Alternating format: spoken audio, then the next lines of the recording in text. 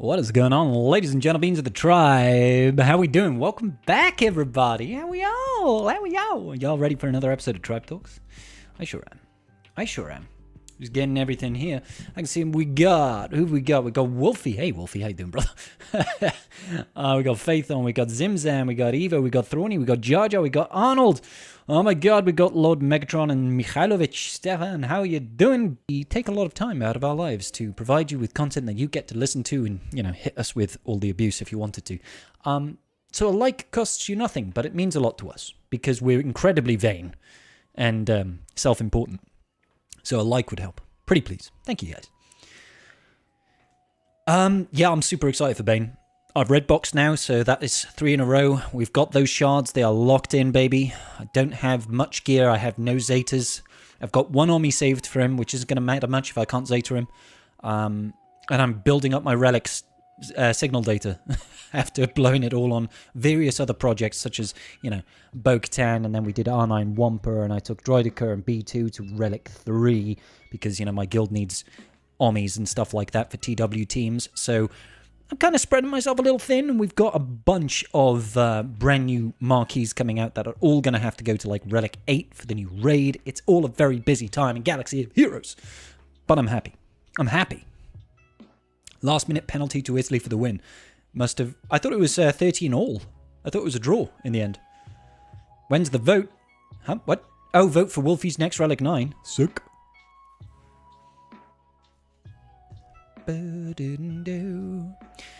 Don't forget the treats for the smudge and the finger remover. Have we had treats redeemed already? Apologies. We have indeed. We'll have to get that. I'll see if I can get that in a second before we start the Tribe Talks, because we won't interrupt Tribe Talks with that. Get the new guild to gift you a Zeta pack. Well, I'm not going to be one of those guys that's begging in guild chat for support. That's why I've got the tribe. I'm joking, guys. I don't beg you guys for support. Not monetarily support, obviously. I like to think that when I do ask for money off you guys, it's usually in exchange for something. Either for entertainment or for roster reviews or for any of that business. I'm not just here begging for your money, I promise. But send me all of your money. Right now, if at all possible. I would like to, I'd like to order pizza. I'm joking. I've just made a rather wonderful Sunday roast. It was delicious. So I'm full. You have everything but Gear 12 gear. So hard with them. Not even Kairos this time. Oof. Maybe you should beg. Just saying, Gothric, please. Just send me a vault. Please, Gothric. I don't have crystals for everything. /S, I guess. I'm not begging, I'm demanding. Mikhailovich is making demands in the chat. Oh dear.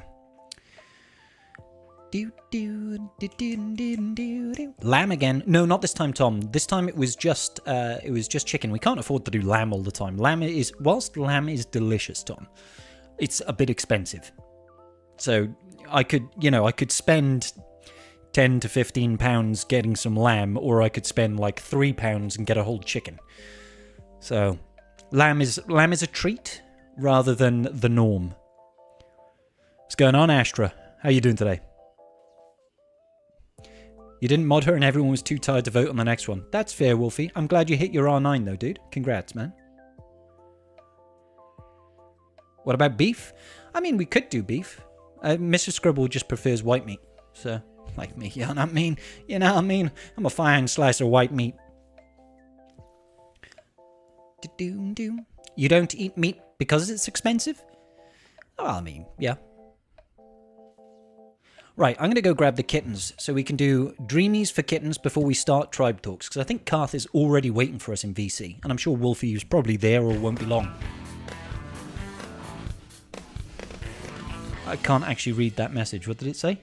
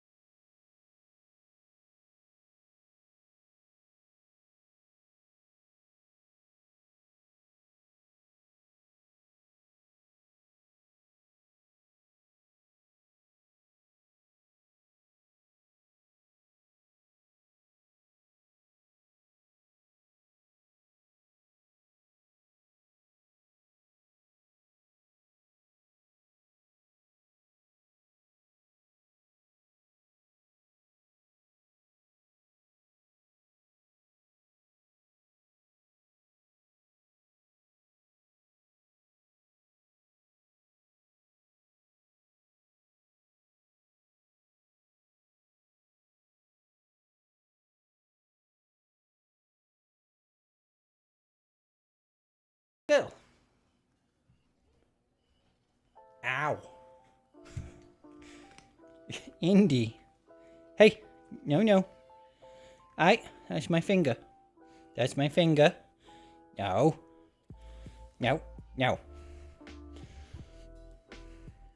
Behave. Look at this. Look. Hey, stop that. Little girl.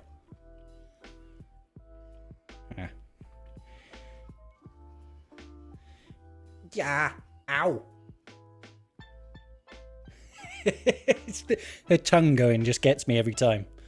Ow. Look at the claws, man. Look at those claws digging into me. Ow. Indy. That's my finger. That's my finger. Bye, everybody.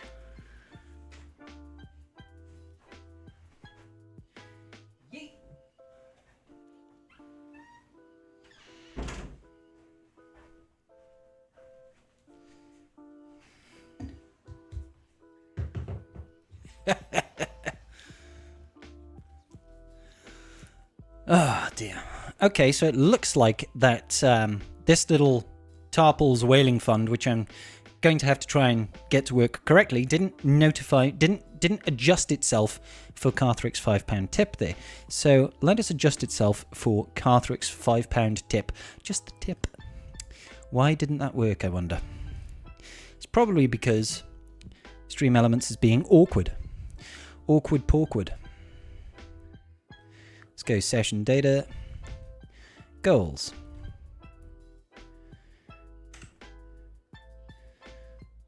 I mean, that should automatically update it. There we go. Jobs are good. I mean, I should change that from USD to GBP as well. Let's do that real quick. Sathy, thank you so much for the resub there, buddy. 10 months on Sathy. Huge. Absolutely huge. Thank you so much, Sathy. Okay, let's just change that goal. Edit this. We need to change the currency into GBP because I get paid in GBP, guys. That's the way I am. That's just the way it is. And things will never be the same. No. That's just the way it is. Oh, yeah. I wonder why it's not letting me... Text settings, perhaps. Why is it not letting me adjust the currency? Alright, I'll worry about that later. For now, I'm going to jump into the chat with Carthrick, and we shall begin momentarily. Hey, Carth, how you doing, buddy? What's up? What's up, Carth? Are you good? Have you had a nice week? Have you had a nice weekend? Something like that. Sure. You've definitely had a weekend. That much. I have definitely pretty sure. had a weekend. Yes, you are correct. Allegedly. Oh, that sounds a lot like Wolfie. Oh my days. Sounds so much like Wolfie. It is him. Ha! Oh my god. Wolfie with an R9 Zori, so I hear. Oh, fuck me, yes. I was trying to play Pal World and just play Pal World and focus on that, and these jackasses are like, nope. They're like, here, have a bunch of subs. But think about this though, Wolfie. At least she's a pilot. Yeah, sort of. Yeah. I mean, it's like the world's smallest consolation prize outside of my penis, but you know, here we are. Oh, good stuff. Oh dear, we have the whole gang together again. Isn't that wonderful? It's been like a whole week since we've all sat in this Discord VC and had a good chin wag. I know how much you guys like that saying. It's a fun one. It is a good one. I am a fan. Yes. It's up there. It's all the way up there. Percentage completion, no. Your simple design, no. Why is this being so awkward? Why does it... Hey, we've just had a new member on YouTube. Thank you so much for the additional YouTube membership. Oh, crap, I missed who it was. Damn it! I'll find out now. Hold up. Hey, Jar Jar Binks, thank you so much for the membership on YouTube. Appreciate you, guy. Appreciate you. So I just need these rather attractive people inside my VC to start turning on their cameras so that they can look very attractive. You know what I mean? I'm gonna wait like 2 more minutes. All right, fine. Make me wait. Tease me. Edge me. I'm God. doing some arena climbing real quick that I forgot about. Yeah, that's okay. I'll let you off. Funnily enough, funny story from the holotables. It's not that funny, actually. I find it funny. Oh. So we've had a guy who bought an account in our arena shard recently, and he's decided to start sniping people at payout in Squad Arena. Elite Arena, I assume? No, Squad Arena. Yeah, he's Squad? literally... Who cares? What? Exactly. He is paying crystal refreshes to snipe people at payout in Squad Arena. And I'm like... What? But why? Like, what are you trying to prove? Who's got the power now? Who's got the power? So Me, it's like- I've got the power. It's like, I okay, waited great. 5 years for this moment. You do you.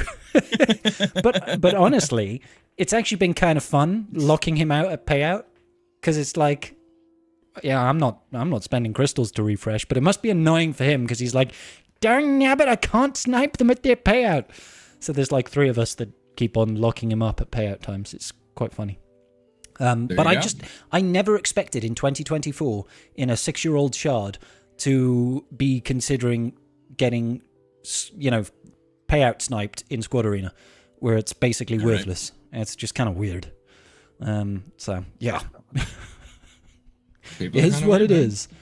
Ooh, I see a Wolfie has got his rather attractive-looking camera on. I mean, I'm just gonna have to get. I have a rather attractive-looking camera. I just turned on my regular one. Is there another one I didn't know about? I think every single one of yours is the attractive camera, to be honest. Let's have a look. Fair. I can go over here. I like it. Wolfie's on top of Karth. Isn't that interesting? Oh god, that's never happened before. Wolfie's like, I'm normally a bottom. Yeah, it's all about the power bottom. Come on, you know how big. I know how it is. I know how it is. All right. How's it going, Wolfie? You good, man? Damn it. It's going. We're chilling. Yeah, chilling. Vibing. Absolutely. Hell yes. You know it. Hell yes. Hell yes.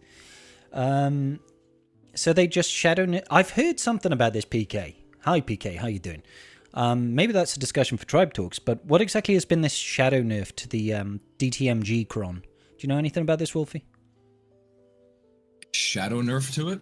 I have heard nothing of it. I think it's something to do with the stats on Dark Trooper, the Dark Trooper summoned unit. He's chunkier, but he does no damage now. Oh, you only start with 1 stack of Dark Trooper instead of the normal 4. So it's just kind of trashy, I guess. Doesn't do any damage because you need to have like lots of stacks for him to actually hurt. And it's got no survivability either. No. So it'll die super easily. Yeah. Yeah, but there's actually a pro to it too. I mean, besides him dying, it triggers the doubt a lot. Oh, right. Because he's so weak. Yeah. Yeah. It works on the summon units too, so it'll trigger off of him getting it in the shorts. You can't actually get more than 1 stack anymore. That sounds like a bug to me. What's that's better than the other end of the stick. Hold on, you can't get more than 1. Yeah, that's fucked. I guarantee that this is linked to the fleet resummoning bug that we had earlier.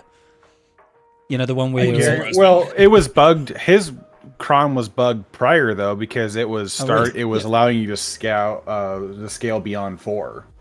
It's been bugged since it was released. It's just bugged in a different way. It's been bugged since it was released, when it was active when the Cron wasn't even in GAC.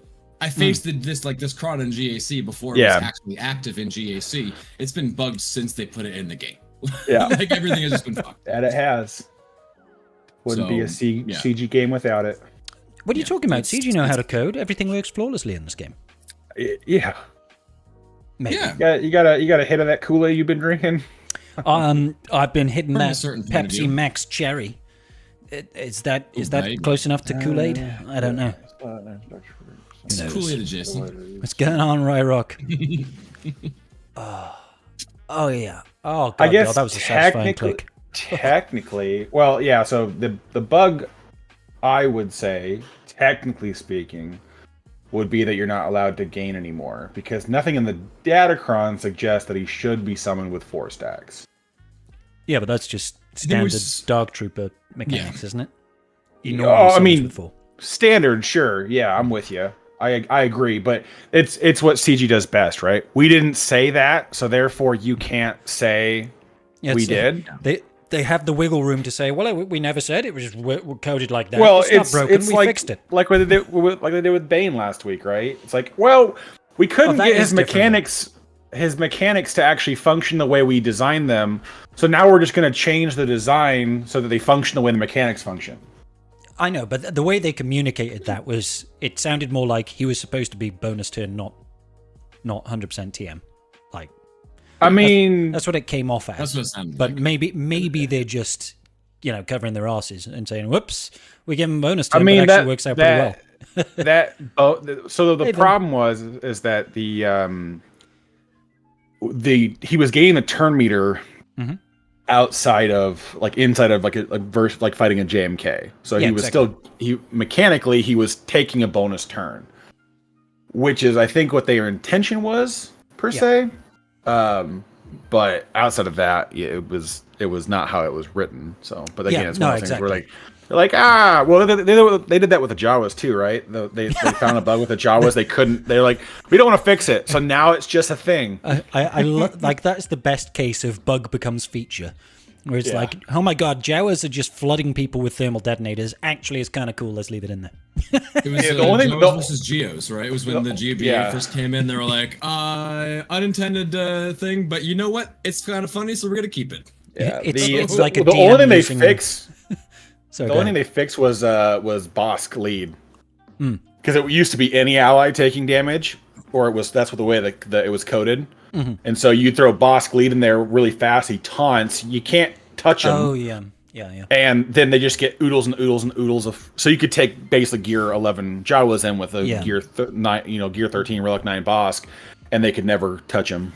Yeah, and they would keep applying thermals, right? Even though he's not a Jawa. Yeah, even though he's not a Jawa. It's definitely a case of like the DM does the rule of cool rather than rules as written. They're just like, you know what? I like it. Let's do it. Yeah, who cares if you've got 72 thermal detonators on your team? That's fun.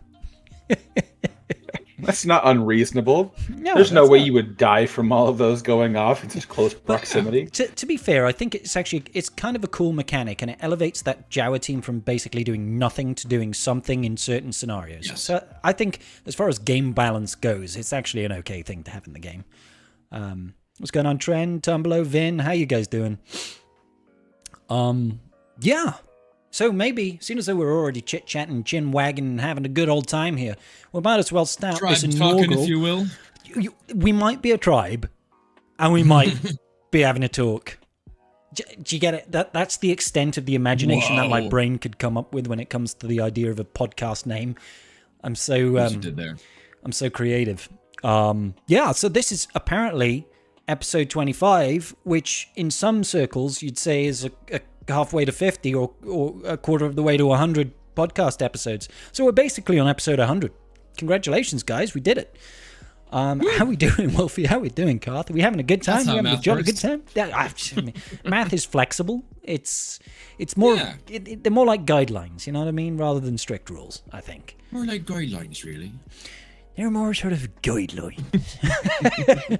You better start getting used to ghost stories, Miss Turner. You're in one. It's a great film. I have not seen that in so long. Oh, man, the first 3 films, I mean, Pirates of the Caribbean, it's a trilogy, right? It just happens to have some additional films that we don't watch. It's a trilogy plus. It's a trilogy with some extra stuff on the side. It's like, it's like when you get your beef burger and your fries, and then you get a little bit of coleslaw on the side.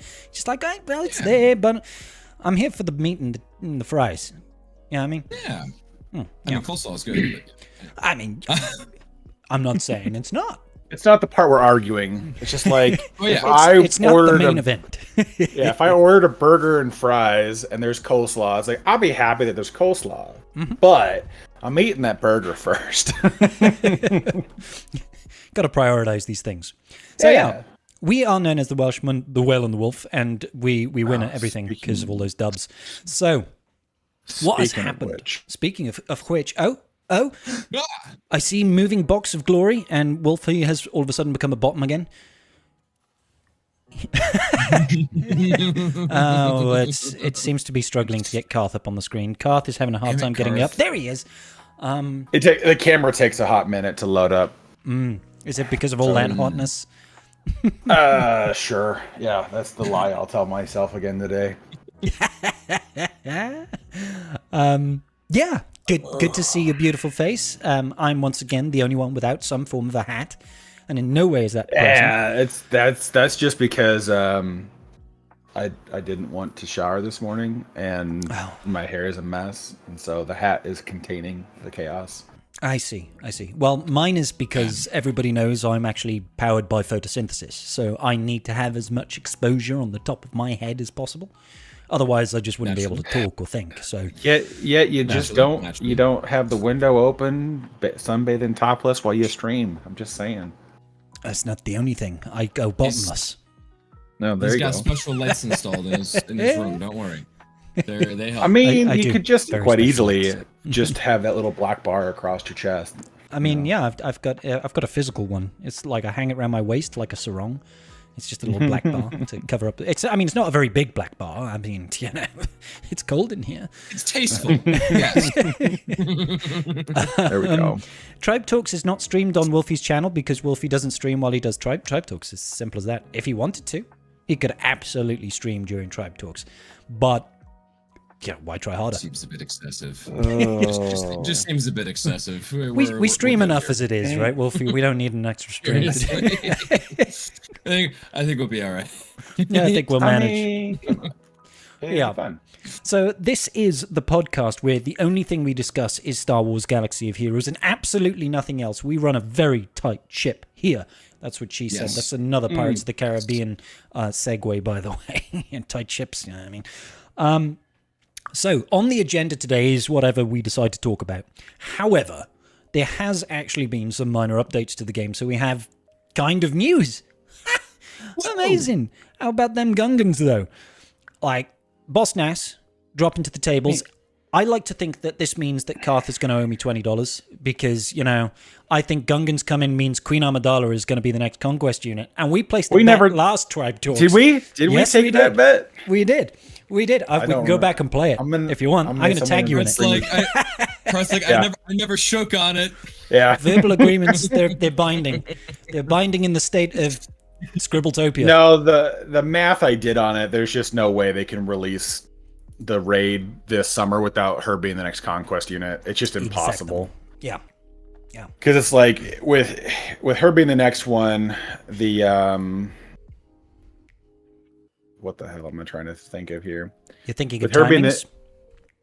Yeah, well, basically, she would finish in the May Conquest, which I believe the May Conquest starts at the end of May, if I want to remember correctly.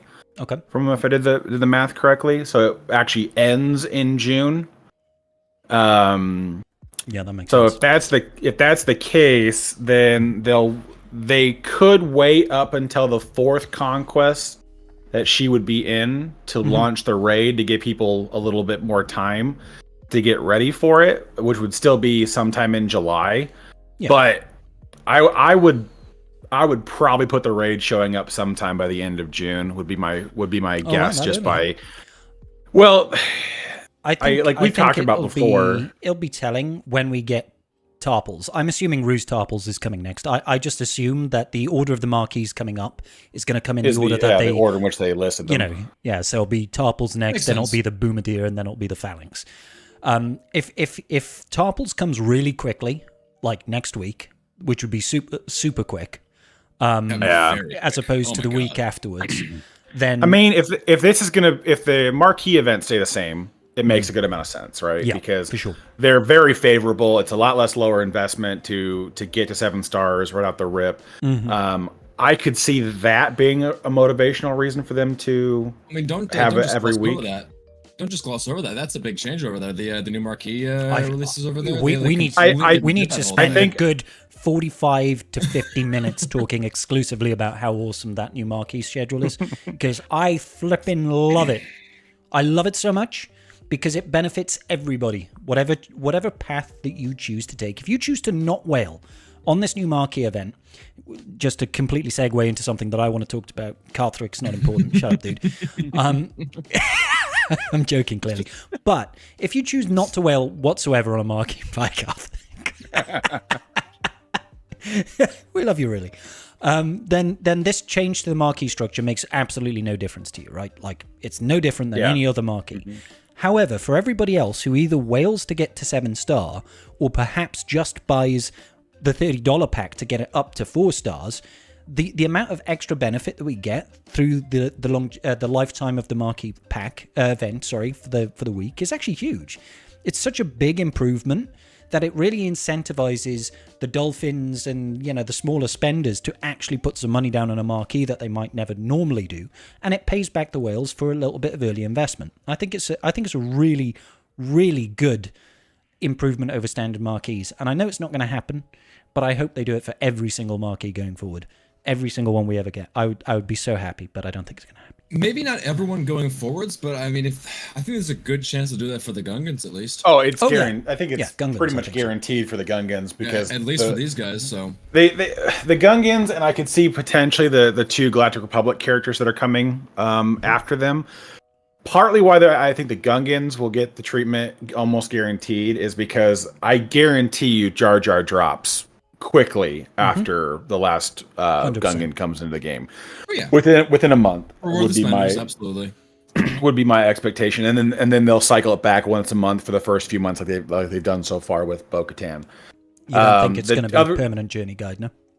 It could. Well, it could be. Yeah, that would make sense too. But then, what's the incentive to whale if there's no rush until the raid's there? Mm-hmm. Like we were saying, I'm actually more of the mind that it'll be a monthly type release, because that'll also give you more incentive if it's for the raid, because you're not just getting the new character, you're getting the new raid characters, you're getting the new raid scores and everything. So if you have to wait another 4 weeks or a month or whatever it is till the second release, that's a large chunk of time where your guild is not getting the most it could get because you didn't get all those the actual raid characters. So. And it's so much more important than the first time the raid comes, right? Because that's when you're going to go from that, in my guild's case, max boxing a raid, to whatever the heck we're going to be getting in this new raid.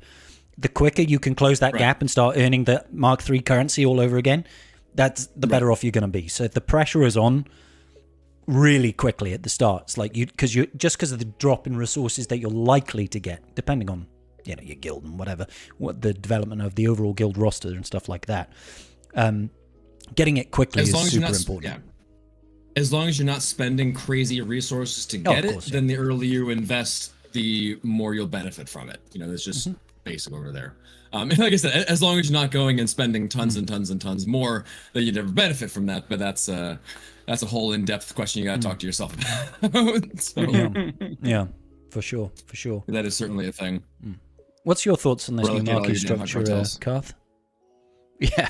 I mean, the overall on it is that it's a net positive for a lot of people.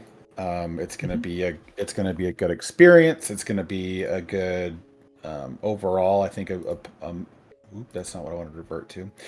Poop. Sorry, detracting myself. The overall on it is that it's a much better structure to incentivize players and to help younger accounts that are willing to spend to get something useful, because that's the constant problem with the younger accounts, and I mean, you're even going to be rubbing that problem again here for a little bit, which is you are stuck with the core concept that you can't really progress certain things or deviate from whatever you're supposed to be working on because you just lack the depth of resources to do so. So it's like you can't afford to bring up another character that's not important because you need those Zeta mats, you need that Omicron mat, you need the relic materials for something different. You can't afford to go anywhere else. I'm completely Zeta dry right now. And it's very concerning because we're about to get Bane. And like you said, we're getting 7 marquees in the next 6 months. At least, because six marquees, and then and Jar Jar himself and Queen Amidala. Jar Jar and Queen Amidala, but both of those are going to be triple Zeta characters minimum. Yep. And Queen Amidala is guaranteed to be a triple Ami character. Jar Jar likely to be a triple Ami character as well. Likely at least a double, I would say. But yeah, what's his nuts? The other named Gungan will probably have two. Yeah, and the Bombardier and the Phalanx. Oh, sorry. Do you mean Zetas or Omnis now? Two Zetas, yeah. And I think the other two, the unnamed ones, will have a Zeta each. I guarantee you, probably the Galactic Republic characters probably both have two Zeta. I mean, it's gonna be expensive. It's gonna be resource bleeding hard. So if they want to incentivize people to show up and grab a Zeta mat every day for 7 days straight, I think a lot of people would be willing to throw a little extra cash out there to make that happen for their account. And so I think it's a better structure overall, because it's like I said, it's like you can basically get to 7 stars for basically a vault and some change. Yeah, pretty much. So, and if you buy the $30 pack, and you get like, I'm not saying everybody has to whale or anything, but the $30 pack also gives you 5 Omnis, and it also helps sort of alleviate that the RNG of buying the whale packs just a little bit, and that's nice. That's nice. I think it's good. Right now, for me, the extra Omnis is actually incredibly tempting, as you know. But yeah, that's what I kind of was inferring by it, and the vault and some change. Like, depends on what you want to do, but yeah, well, because the way that it'll end for me is I will net 9 Omnis from each marquee, because I get 5 from the pack, 2 from the 5-star completion, and I'll get 2 from the Relic 5 completion. Yeah, on the very last day. So it's like, you know what? That's pretty cash money right there, because that's gonna be. I mean, a lot of the Gungans are gonna have Omnis for different game modes. I'm assuming that one of them will probably end up having a TB Omni. I would almost say one of them is going to have the raid Omni. I can't imagine them putting a triple raid Omni character in the game ever. Like, that just sounds such a massive waste of resources. There's no way. So Jar Jar is either going to be TB or GAC. I can't see them doing TW to double down on the Boss Nass lead. Boss Nass has got a TW Omni, so I we say those things, but we had Seer go right into Malicos, and Malicos was a triple GAC Omni after Seer's GAC Omni, so it's a possibility they double down on it. It's a possibility, yeah, but I mean, how far apart were those releases as well? Seer and Malicos. Well, Seer came out in early March, and Malicos was the like the June, and like basically where Amidala is. Yeah, fair enough. Yeah. But and the only reason why I say that I would actually probably lean towards Jar Jar being TW is because we'll have back-to-back Conquest releases that are GAC Omnis. The last legendary character, Bo-Katan, was GAC Omnis. I would almost say that they would lean into it, or maybe this is the first character that gets a split-purpose GAC TW Omni. Yeah. Who knows? Maybe. I wouldn't like. It would be cool to see a few more split-purpose split-purpose Omicrons, but I think they're really going to be the exception rather than the rule, unfortunately. Yeah, well, I would just, if they're gonna do more, they go like different game modes too. I mean, that's the other thing. They have the split purposes for 5v5 and 3v3, but like different game modes split purposes. If they give it to anyone, please give it to the raid Omni characters. Just yes. Yeah. Oh my god, right? Well, so a long time ago, in a land before time, there was a data mine that did show them having split purpose Omnis that we didn't finally see for like 6 months until Rex showed up into the game. Yeah. So the coding is there to have even split game mode Omnis. They do exist. They actually even have one that is all game modes. Which at that point, I don't know why you would just not have that as part of the kit. But yeah, we just want to make sure that you spend some Omicron materials, but they do have the coding for it. It all does exist to have the different split ups and 5v5, 3v3, TB, Conquest, and TW. So you got the variation that does exist in the coding. So and I don't know. Well, if they were to do that with somebody, if they did that with Jar Jar and give him like a raid Omicron on one of them, and then give him like 2 GAC Omicrons just to make him not suck. That's actually a good shout, Wolfie. Because he could have 3 Omnis, and maybe just one of them is a raid Omni, and 2 of them are like GAC or TW or whatever. Probably not TW, obviously. Possible, but, you know, like, or maybe he has one for each. He's got a TB one, a GAC one, and a raid one. You're like, no thanks. Oh, that would be weird. Yeah. I mean, they could. There's nothing stopping them. You know, interestingly enough, I'm not even... I know that it makes sense, right, to have a Gungan with the Raid Omni, because we're obviously going to get a Raid Omni character for the new raid. That's kind of, that's a given, right? But out of the Raid Omnis that we've had, which is 2, right? We've only had 2 Raid Omnis, Bausch and Scout Trooper. Only 50% of them have actually been for the featured faction. So it doesn't necessarily have to be a Gungan Raid Omni. It could be a Galactic Republic one, or a Jedi one, or a Separatist one. Well, yeah, there's a possibility that the other factions it's unlikely. I think it's most likely wind up Gungans, with it. But, But, I mean, it's hard to say because in the first raid, Hutt Cartel was the featured faction to a degree, and Bausch of the Raid Omni. In the Endor raid, we didn't really have a featured faction. It was just, and the team are so much smaller, it's hard to have a featured faction, right? And so they used one of the made very little difference. Because it was less in the speeder bike raid. It was less about the faction and more about the synergy between factions. Now, let's be honest. It was about Imperial troopers and evasion mechanic. That was the faction. that was it. Yes, abusing the evasion. Yes, yeah. With IT stacking damage. That's the whole that's the whole raid more or less. Yeah, that's it. That's the raid. Whereas in Crate, faction synergy actually mattered a little bit because leaderships and stuff worked properly. So who knows? Right. Who knows? Maybe we'll see more, faction synergy in this new one if we're actually getting standard 5v5 combat for the raid. It would make sense because they're bothering to go with a full 5 faction, and then it's like if you require the 4 Gungans at R5 to unlock Jar Jar, and then 2 of them sit on the bench for the raid, I feel like feels dumb.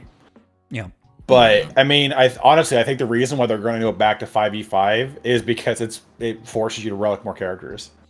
Like, I mean, overall, the Endor raid was such an easy shout for so many players to dip into and do whatever the hell they wanted to, because you only, at the worst of it, for most combinations of what you needed basically 15 R8 characters if you want to do the entire run at tier 6 or whatever that one is. Yeah, which, I mean, for most guilds, that's not even necessary. It's like, for a lot of people, it's like getting these characters like to R3 or R5, which half of them are requirements already required between R5 to R7 anyways. If you've got GL Leia, you're pretty much set to at least get like 8.5 million, at the very least. Oh, yeah.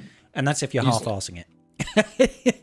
But the real pertinent thing about the speeder bike raid that probably hampered the relic investments was that so much of it was possible to do underman. Most people just go in, they'll do their Leia solo, because if you've got Leia, obviously, and the rest of it will be like, I'm going to go in at tier 6 with a duo, and a duo, and a duo, and a duo, and a duo. So you're saving yourself one character to relegate each time you're doing that. And it just means instead of relocating, like you said, technically speaking, we should be doing 3 characters per team. If you had 6 teams doing that, we're talking 18 characters to relegate. Instead of that, you're just doing like maximum of 10.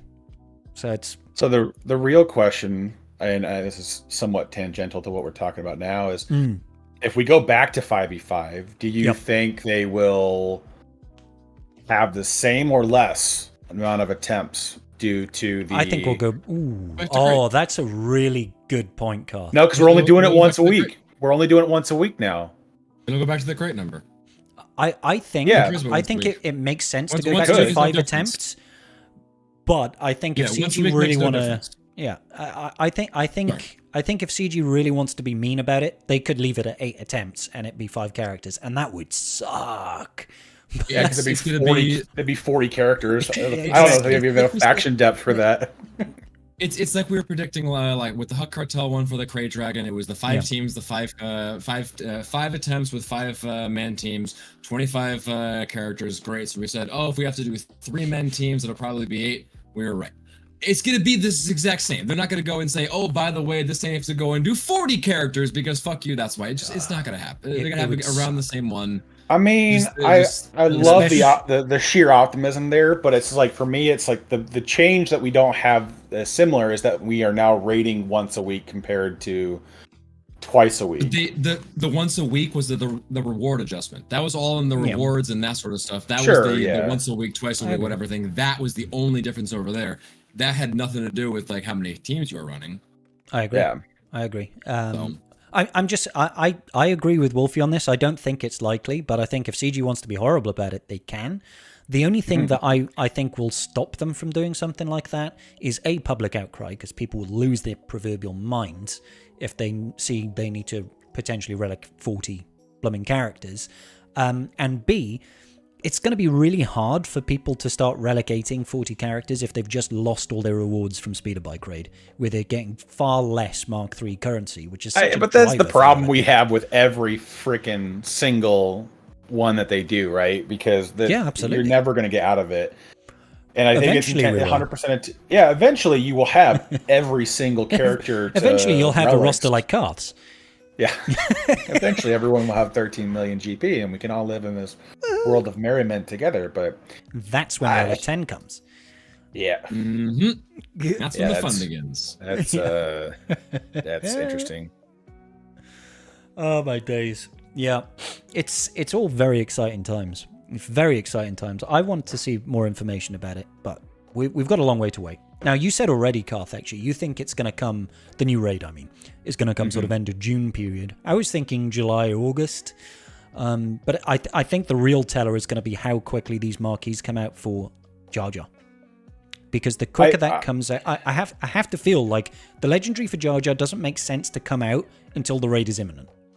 That's the way I'm saying it. Well, I think it's better for them to leave the raid as kind of a question mark as to when it is going to release to drive spending on the Gungans, because you're going to want to be ready for them, and they're going to probably do something similar to what they did with Bo-Katan, which is just that here's the event. We won't tell you, but in 30 days it'll be back. Yeah, and then it'll just circle back. But I mean, it's a weird game they're playing with this, because it's like, if they push it too hard too fast, since like Queen Amidala isn't, you can't wail on her, right? You gotta get her through conquest, and you may not be able to red box every single one because we don't know what the feats are going to change to, or what data discs are going to be gone or present in this next set. It becomes very challenging to dictate how obtainable they will be for, accounts sub 10 million GP or whatever else. So if they push it too hard too fast, you're just going to have a lot of players throw their hands up and go, well, whatever, we'll get to it when we get to it. So it's like, you got to have enough of a carrot on that end of that stick to make it worth your time. But I don't know how they balance that and shove Jar Jar down your throat at the same time. That's just what I want to shove down my throat is Jar Jar with his big tongue. Yeah.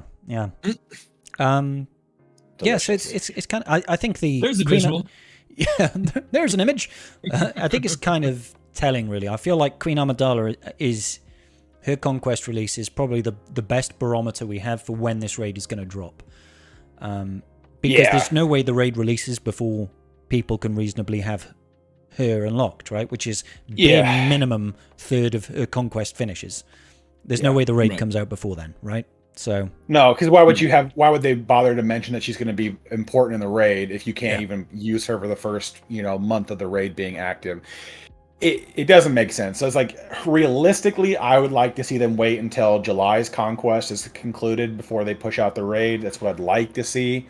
Yeah. But I think for a large portion of CG, they do things based off the math, and the math is going to say that basically all the guilds that are going to even be able to pivot to this new raid, they are going to have it by the third conquest. They're going to be ready to go and ready to jump on it, and everybody else is going to be X amount of time away. So why do we care? Well, they're not going to be there for 3 months.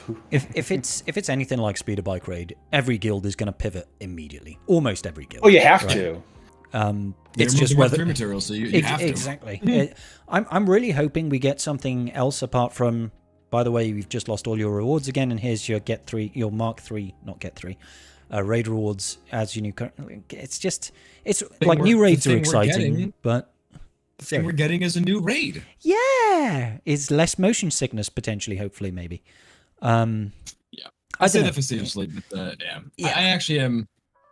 like we said when we first learned that we were going to be announcing a new raid every 8 to 9 months or something like that, I'm actually okay with that sort of cadence because I want some more variety in the raids and things getting mixed up every once in a while. Like you make the motion sickness joke. Like I would really like for this raid to go away so we can get rid of this motion sickness bullshit, so I can actually like feel comfortable playing that on stream and everything.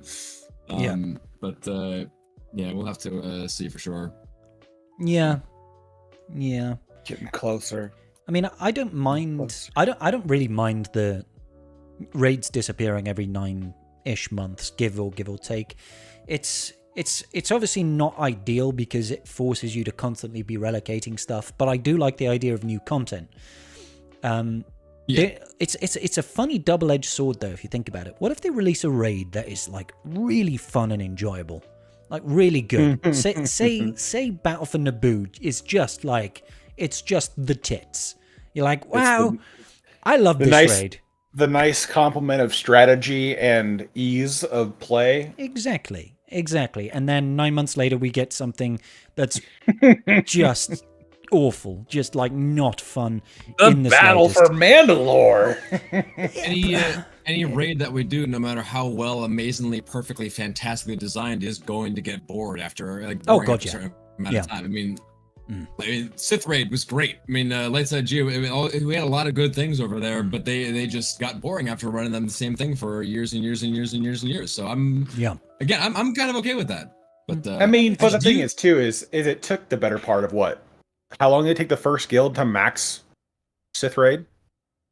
It was different times. We can just brute force everything now. Well, the score now is irrelevant to the completing the raid anymore. Yeah. It's all about your personal track and how well you do as an individual. So it's the only thing that doesn't matter now really is like did you beat the raid? Did you beat it with a team? Because that doesn't matter. You need to beat it like 8 times. Well, but beat it is relative. You just need to go get 8 scores. Like you don't need to win 8 times. No, but what I mean is you can max out your rewards.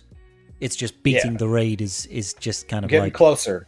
Whereas before it would be like, did the guild as a whole kill the Sith Triumvirate? Then you completed the raid and everybody gets their rewards. Now it's different. I understand why, because it makes a heck of a lot more sense to do it this way from a business perspective, because it keeps people constantly having to invest and engage, even if you can't just have one person carry the raid, basically. No. Also, the inter-guild sort of like inherent competition in there with if you weren't in top 10, you were just getting shit-ass rewards. Like the last guild, a previous guild that I was in actually had like a rotation set up. So like, okay, this Sith raid, you guys are allowed to score the top 10. This Sith raid, you guys can score top 10. Try and like alternate who was getting the rewards. Otherwise, it would be the same people, and then everyone else would get shafted. Or what used to have happen was people used to go and merc into other guilds, didn't they? They'd just be like, okay, well, Sith raid, I'm going to go to this guild and I'm going to go get first because they can't even beat the raid. Yeah. So I'm just going to beat it for them and get first every single time. We had that happen quite a bit. It happened a lot. Yeah. When we were both in Ghost, we had like 5 people that would always dip during TW weeks to go merc raids. I'm really glad that is no longer a thing because it's just... I mean, I'm happy with that. I just want the raids to be... I still want them to be better. I want them to be more interesting to play than just smashing buttons. I kind of hope we don't get repurposed kits again. That's really what I'm hoping for this raid, is that I actually get to use the kit as it is in game and not just, hey, these 3 abilities change.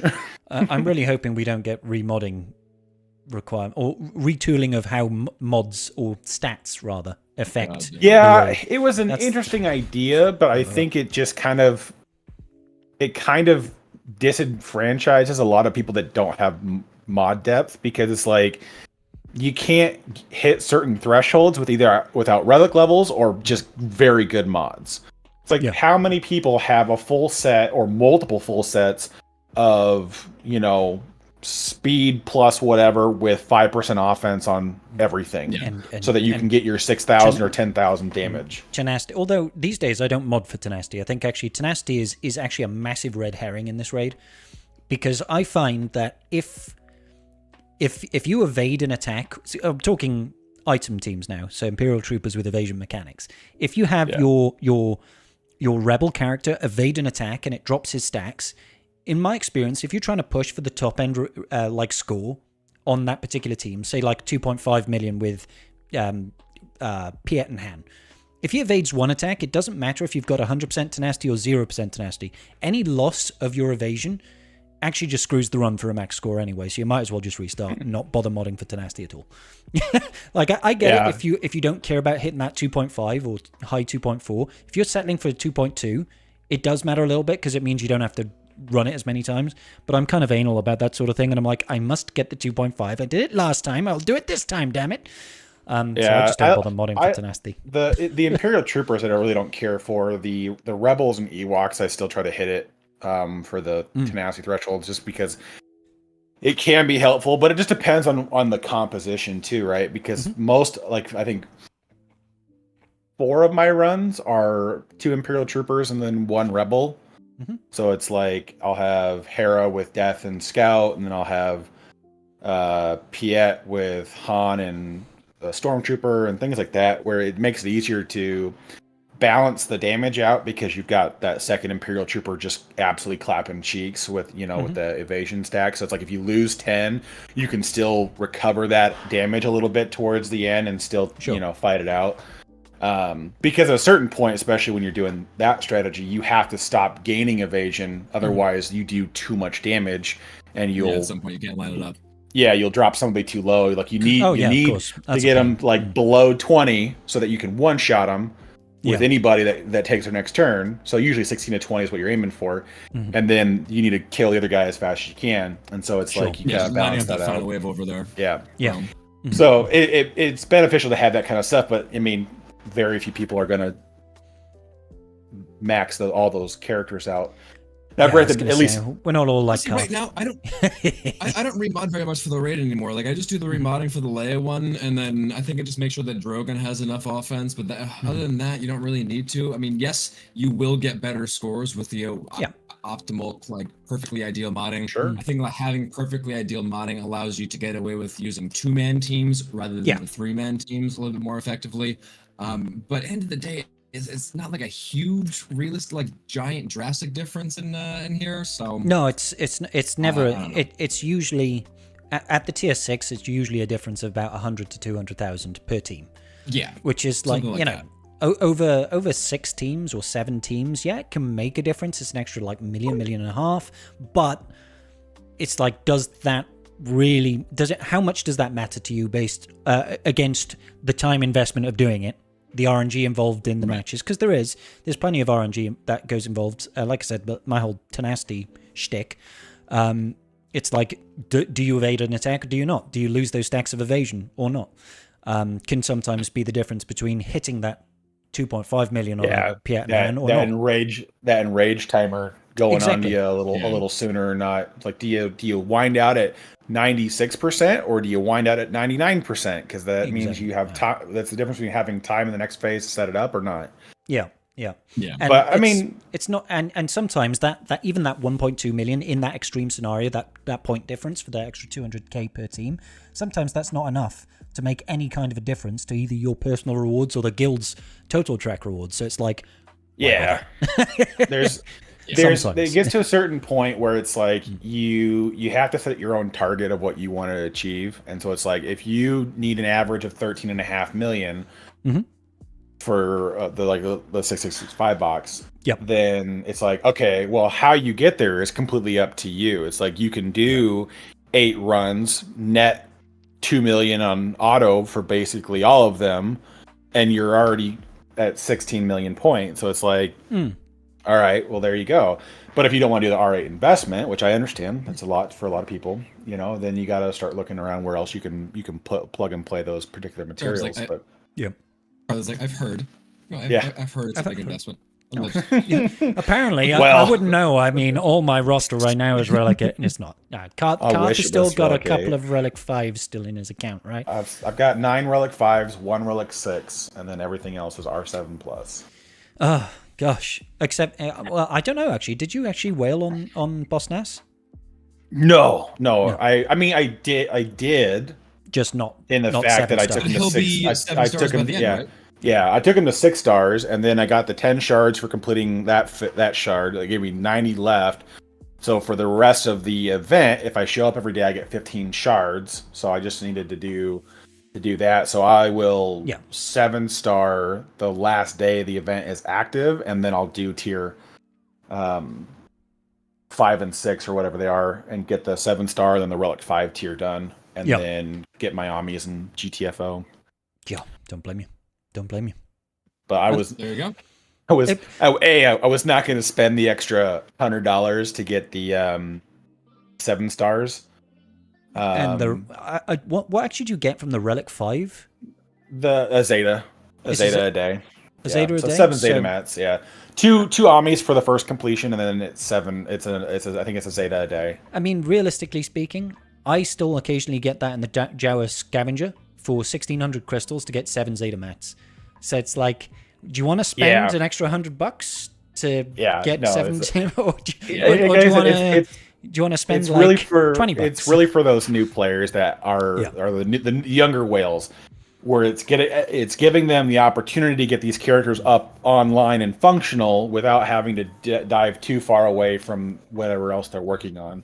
Yeah. So it's just another resource stream that kind of comes in. So it just depends on what you want to do. But no, I was happy with the 6-star. I'll wait for 6 more days and take it to 7. To be fair, in the current marquee climate, the current setup that they've got, there's no real reason to go any further than 6 stars on day 1, because like you said, you'll earn the 7 stars across the period of the thing. And why spend like 2 to 3 times more to try and get them to 7 stars? It's trying to get them to 7 stars day 1. It doesn't make sense. Just write out the free event. Just go in like you said. It does feel weird though. It feels anecdotal, but it feels like I saw more people pull a 330 than I think I've seen for a marquee in a long time. It's probably more a case of there's more people buying those packs. Oh yeah, that's probably it too. But it was like we had in between your Discord and the MC Discord, we had like a dozen people pull it. Man, huge. I'm just like, like Slan's guild, right? They had like 4 people in their guild pull 330s. That's insane. I know pretty much everybody got 2 of the packs, but still, that's 100 pulls and 4 people getting it. That's huge. Yeah, that's huge. And like it's anecdotal. It's just all a chance, but it's interesting to see that there was that many people, because I'm like, man, I still waiting. Well, actually, in fairness, I think I've gotten one 330 out of the entirety of the game I've been playing. Nice. And that was on GeoBrood Alpha. The other ones I got a 145 on Ebonhawk and Zori. Ooh. And then I got 230s on Wrecker and Kelleran. Kelleran 145. I think Kelleran was 145. Record really hurt though, because I was like 2 pulls away from 300 shards. 330 shards. That is and so I pulled painful. the 230. Oh yeah, dude, just like pissing away 180 shards out the game. It's like, you're like, shard shop currency. Yeah. Can I gift these to somebody in my guild who really likes Bad Batch, please and thank you? God, that is painful. That is so painful, it's the thing I hate about like going to. It's honestly the reason why I don't whale very many marquees to 7 stars, if at all. And that's part of the reason. I just don't want to get to the point of like halfway through, 50 out of 100, and then it's just like 145 shards. You're like, I hate you. Yay! Yeah, I've never. This is the very first time in any marquee in my 6 years playing where I've actually bought those crystal packs, and I bought the $30 marquee pack. I've never have I ever bothered, because I'm just like, the cost per shard, because you're most likely getting 7 shards, is really bad. It's just like really low. Yeah. I will frequently buy one of those packs just for like a new character that I think is kind of cool, whatever. Like, let me get one. Do like one single gamma pack. If I can get like a 330 or something like that, but that's about it. That's fair. I've literally never done character to 7 stars once on the 12.99s. But yeah, I'll get this one every once in a while. Fair. There's always a chance. You never know. You might get the 330. Yeah. It could be you. Yeah, I've literally never things done I tell myself when I have spend in this game. But yeah, I'm more inclined to do it now, and I'm completely hopeful that in one of these Gungans events I'll pull more than a 7, because when I was doing it for Boss Nass, I took him to 5-star because I wanted to try and get the most benefit out of this and get a head start on the Gungans.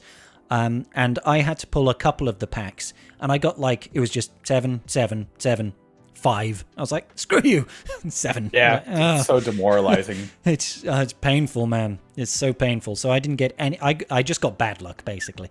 But hey, I didn't care. I was going to take him to 5-star regardless. It would have been nice if I'd have gotten something higher than a 7, and not gotten a 5 pull. But it's that dopamine hit you're looking for. But it's just like that.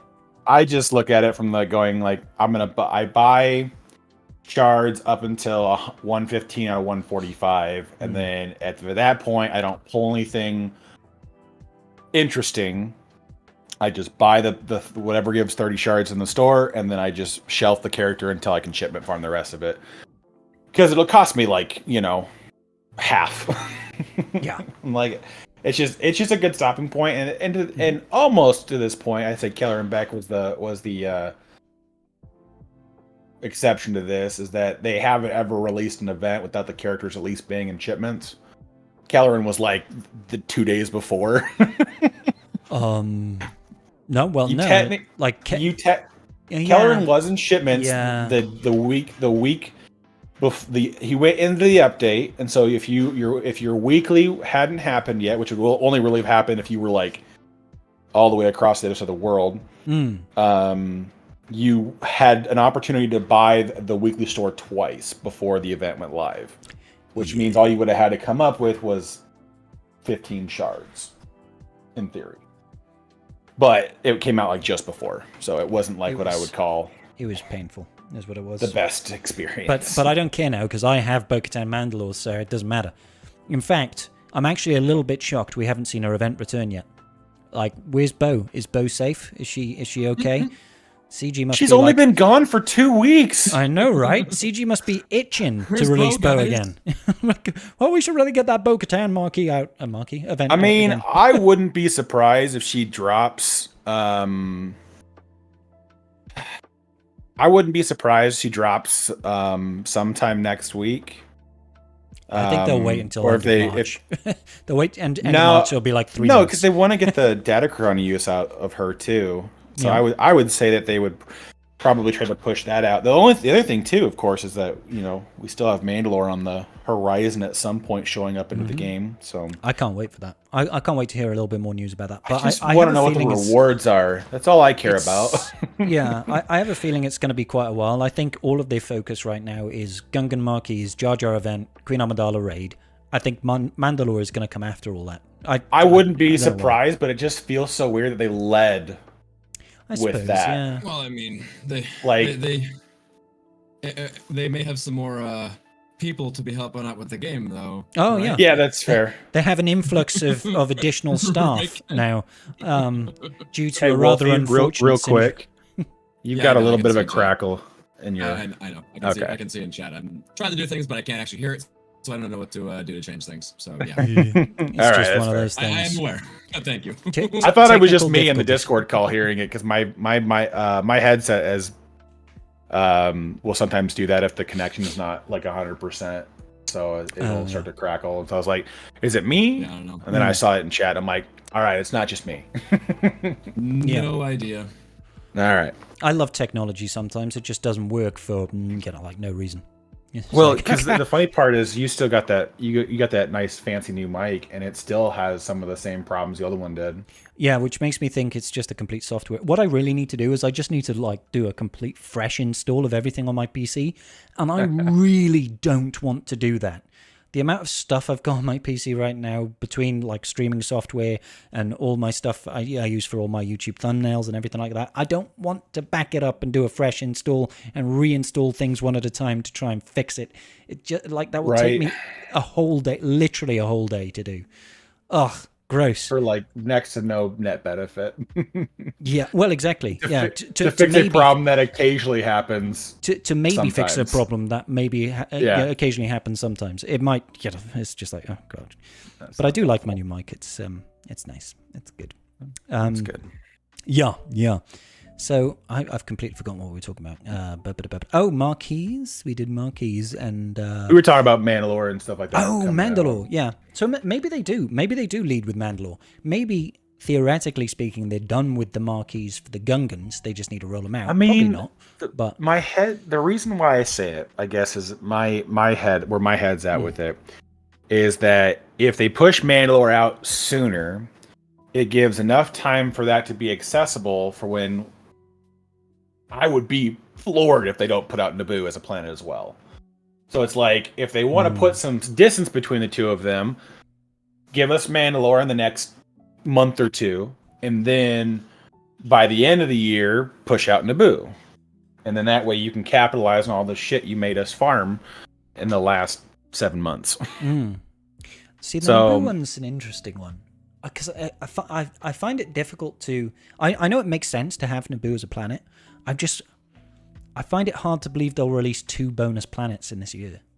Maybe they will. Maybe they will. The thing of it, the reason why I say Naboo is because back when you look at the initial posting of TB, they specifically mentioned... Say again, Wolf?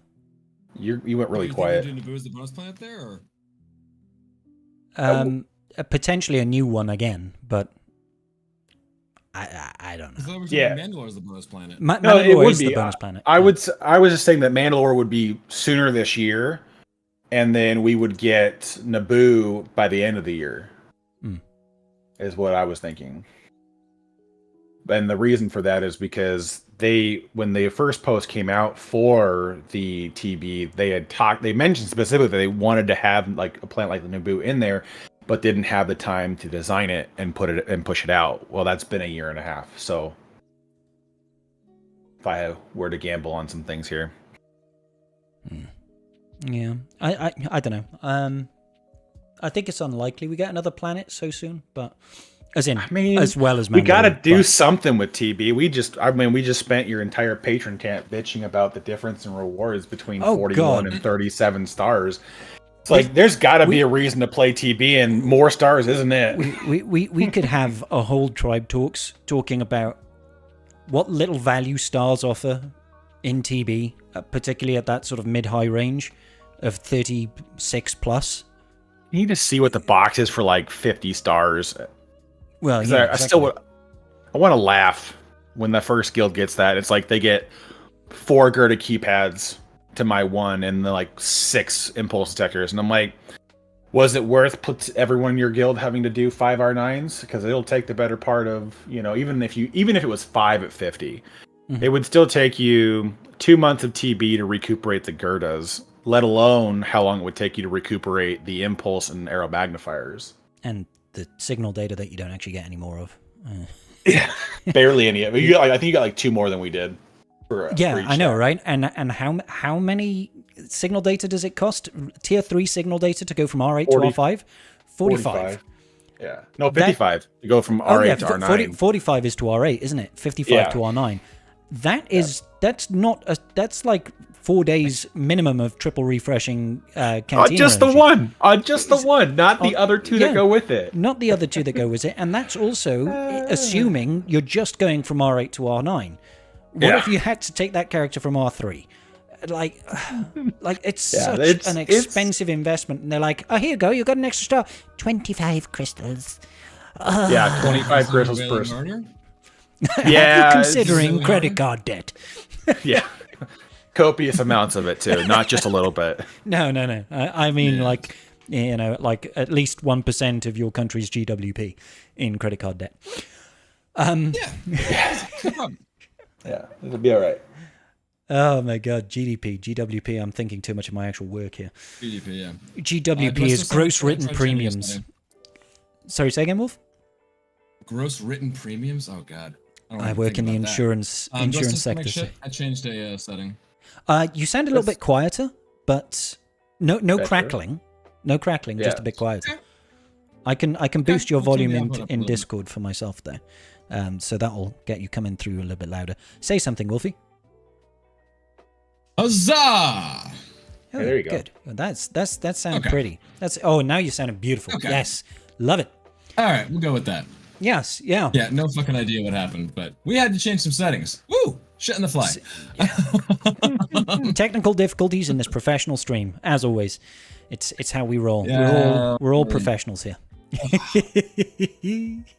right. Whoa. So we're talking about baseball, right? Stuff and things mostly. Yeah. But yeah.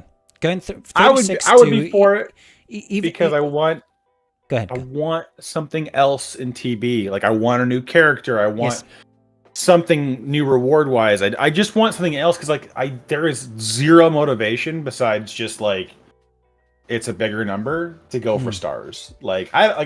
If it was more pressing in the guild and people wanted to, I would eventually get there. But can't understand. Eventually, I think the part of the issue is the Relic 9 gate, right? It's every other game mode doesn't really push for Relic 9s. The raids don't push for Relic 9s. They're completely not required. There's very, very few journey events that require Relic 9 for unlock. With Profundity and Leviathan, I think are it, right? For Relic 9. So, and that's three characters in the entire game that are required at Relic 9 for one unlock or another. You can't even field the team in TB with that, let alone worry about operations in later stages of TB. Yeah. So it's and it's going to be the same 3 characters across every 50 accounts. So it's So the average person's got to pull in roughly 4 R9s to start platooning in the in phase 5. To fully platoon. It's a lot. That is a lot, like you said, and the return on investment lead time on that is just huge for TB. So I would like to see them adjust the rewards, to be honest. But hey, it really makes you wonder what the hell they were actually thinking with that, having if they had the final one, maybe the last one be a Relic 9, maybe sure the last 2 of them, two planets are both Relic 9. Apparently, they were thinking of going even harder on stuff and wanted to go even more relics even earlier. I don't know what they were actually smoking and think what realm of the game this is actually applicable to. The amount of older players and bigger accounts are going to be dropping off before they'll actually be able to compete in the later tiers of that. Legitimately, the accounts will never get to that point. Guilds will never get to that point if people are quitting the game and they're just slowly dropping down. It'll never work out.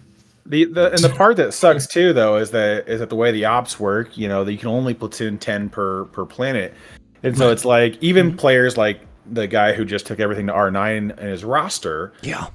He can still only platoon 40 at the best of it a phase. Realistically, it's going to be 30 because there's only one phase you can do 40, and that's whenever you do Zepho. Yeah. But that's it. That's all you can do. Far. So it's it doesn't matter that you have 268 characters at R9. Yep. You can only platoon 30. Yep. So it's that means you got to get other people because you need what? There's each planet is 30 times 6, so it's 180 characters per planet. Mm-hmm. So you got to have that for each of them, and there's 3. So, anyways, it just ends up being a lot for 50 players to achieve. Yeah, and some of them are nice. Finish your roster. It's finish your entire roster, and then you can start to participate in these later things. Well, I mean, what Karth is talking about there as well is those 4 or 5 Relic 9s. That's just the operations. You could do all that, and then you just can't compete in the actual battles. Let's do that, and then Relic 9, 5 additional characters of the same faction, so that there's at least a little bit synergy going on there. Because because you've got a Relic 9 DR and a Relic 9 Malak, you want then Relic 9 Malgus. You can't just be I'm going to throw in my Relic 9 Hondo because he's a mixed character and I can use. It's you just get trashed on by the combat mission or whatever you're going in. So it's and oftentimes for the benefit of the rest of your roster, that those Relic 9s don't make sense. It's why would you Relic 9 this character instead of something more useful? The advantage to a small degree of the platoons of the later planets is that the majority of the what's required are like legendaries and GLs and stuff like that. So you're not going to walk away getting absolutely shit on having to do like Koth and the Bad Batch and and you also don't have all those legendaries and GLs to do the combat mission. Yes, exactly. That's the part that you starts need to go and gear up a bunch of shitty people to do the mission. Well, and that was the thing is like there are missions out there that it's like it's kind of like what like because I know a lot of people are able to get to Lothal. Lothal is like one of those planets where it's like you can pretty much auto every mission with whatever 5 you can throw in on the team for the most part.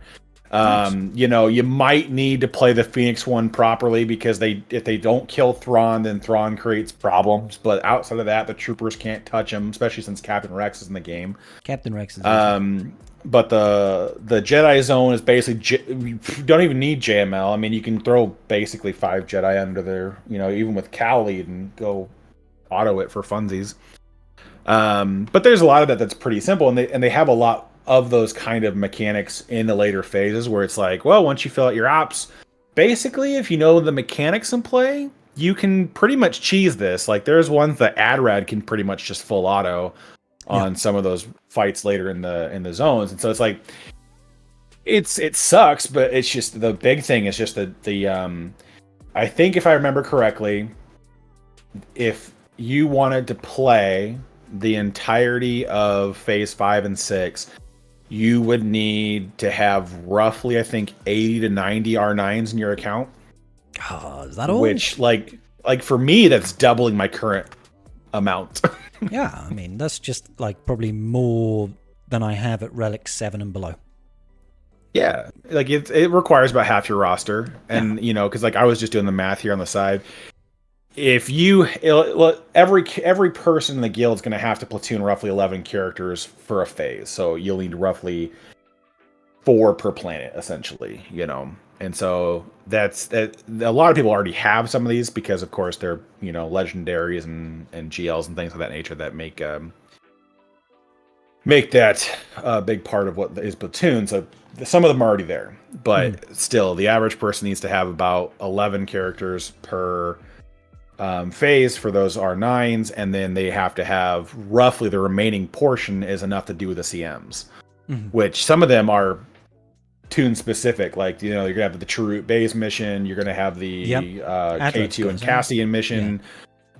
You've got a Bist and an SRP mission, so it's like you got forced ones on top of all this. That's just like you keep looking at them like, why would I care? Like show me where the rewards become so god amazing that it's just like, but at 55 stars, guys, it's like full R9 materials. Yeah, you get like, 20 Gerda keypads, like, 20 Gerdas, 20 droid brains, 20 impulse detectors, and you achieve world peace. Yeah. And you solve world hunger.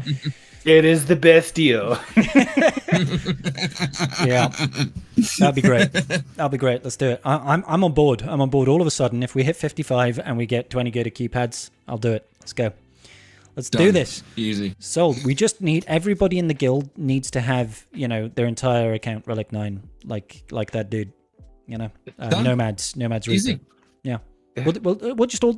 I'm sure if we got in touch with him, he could help us all whale to get there. Because he must have oodles and oodles of. I'm sure he'd be willing. Money. Yeah. I mean, I don't know where he started, but I mean, my guess is that he did at least 100. 100. Would be my guess. 100 new Relic 9s. 100 new Relic 9s. Yeah. Which it cost you basically $150. $150 per character to do that. Oh my days. That's so painful. Yeah. I don't know what the math is on what he actually had to do, but I'm just saying that you're looking at like 15 grand right there just to do that. And I'm like, oh my god. There's like half the year's worth of mortgage right there. And there's me thinking about, can I raise enough money to get the next Gungan up to Relic 5, 5 stars in the marquee, and this guy's just like, boom, 15 grand, let's go, baby. Like, can I get like $100 from like a couple weeks of like roster reviews to just help me whale on some stuff? And then this guy's over here like, I'm gonna spend like 150 times that. yeah I'm gonna do that, like just all day until I'm done with every single character and every single Omicron and every single Zeta and every. Okay. Your roster reviews are going to start increasing their minimums. Otherwise, you're gonna be here long after the game's dead. It's going up to $100 a roster review, so I can just do one, and then I'll be like, right, okay, cool, done. That's a vault. That's a yeah, vault. that's very good. It's not going to happen. It's not going to happen. I'll still leave it at $5, and I'll just have to work $5 gifted hard. dollars. Valuable advice. $5 gifted dollars. No more of this Twitch sub donation bullshit. No, it's straight donations or nothing. So yeah, it's gonna be interesting times. Like, can we talk about that? I mean, I suppose we already did, but even though that guy dropped 15 grand, Nomads, to do it, I have to think just the pure logistics of going in and doing it. That must have been a ball ache to do that so many times. It must have been like, I'm getting so bored. I'm getting RSI here from buying all these goddamn packs. Seriously. I would just love to know the lead up to that. Like, how much did you, like, how many days did it take you buying packs to then be able to go through your roster and click through every character and press upgrade? Like, I feel like it was like, it must have been like a full day worth of just, you know, the three button buying process in the store. Yeah. And then, What even stuff like, Jesus you know, confirming his identity for the credit card bill, you know, if he had, because don't you have to go in on different accounts, or when you're gifting, is the pack always available? Can you just keep on buying the same pack? The packs all so so that was, he could have just had one alt account doing it constantly. Yeah, that's what they I think they changed that in a hot fix last week, is that there is a limit to how many of the packs you can gift to an individual now I player. can't go and Relic 9 my entire roster. Damn it, CG. I was totally going to do that, and I'm not doing it now just because of you. The limiting factor. That's what I was going to do next week. I was going to do so many roster reviews. Man, so many. You screwed yourself. No more Relic 9s for Scribble. God damn. You screwed yourself, CG. Sorry. Yeah. All right. Oh well. Unfortunately. That would have been a payday. That alone could have kept home going. But seriously. Should we give an honorable mention to Lord of the Rings Heroes of Middle-earth? Yes. Yeah, shout out to CG's other game. Apparently Lightning can't strike twice. They can't recapture the magic of Galaxy of Heroes within a Lord of the Rings environment. And, you know, it got closed down, sadly. Earlier this week, sadly. You know. Let's be honest, though. It was not that part of it that wasn't the issue. They clearly had management problems. I mean, you got management problems, man. I mean, the whole release of the game felt so haphazard. So it's like, it can't just be the what they were planning on doing. It just feels like it was kind of bungled getting out the door, and then it was just like, we got to make money, so put it live. We'll see how it does. If it doesn't meet our metrics, then we'll shut it off. But we need more money. So 3 marquees a month, every month. Yeah, until we close down.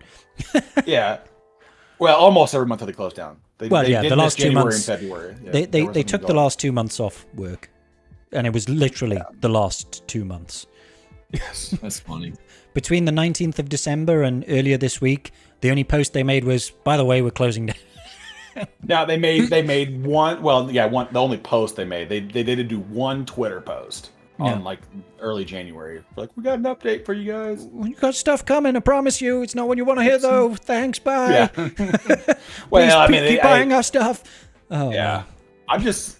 I'm just so surprised that their structure was, because I mean, like they had like the initial game launched with roughly 54 characters, and they added like 16, I want to say, in the short window that I was playing, and the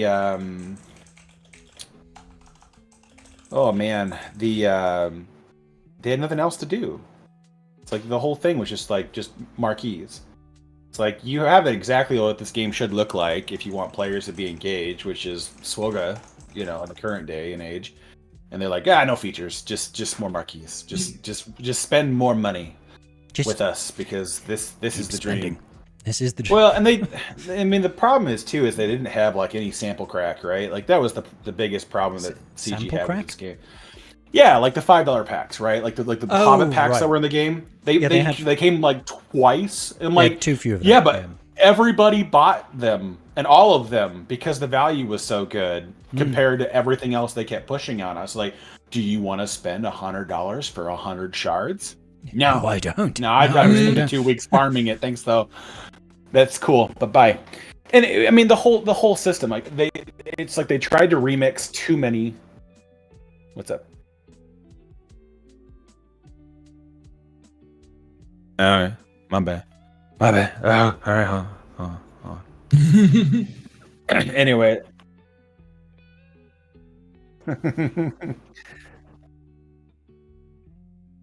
Technical difficulties. But I mean, they just. I feel like they just massively took too much away from that what was in the beta that people were excited for, and then when they launched it, then people were like, "Well, where's all the stuff from the beta?" Like,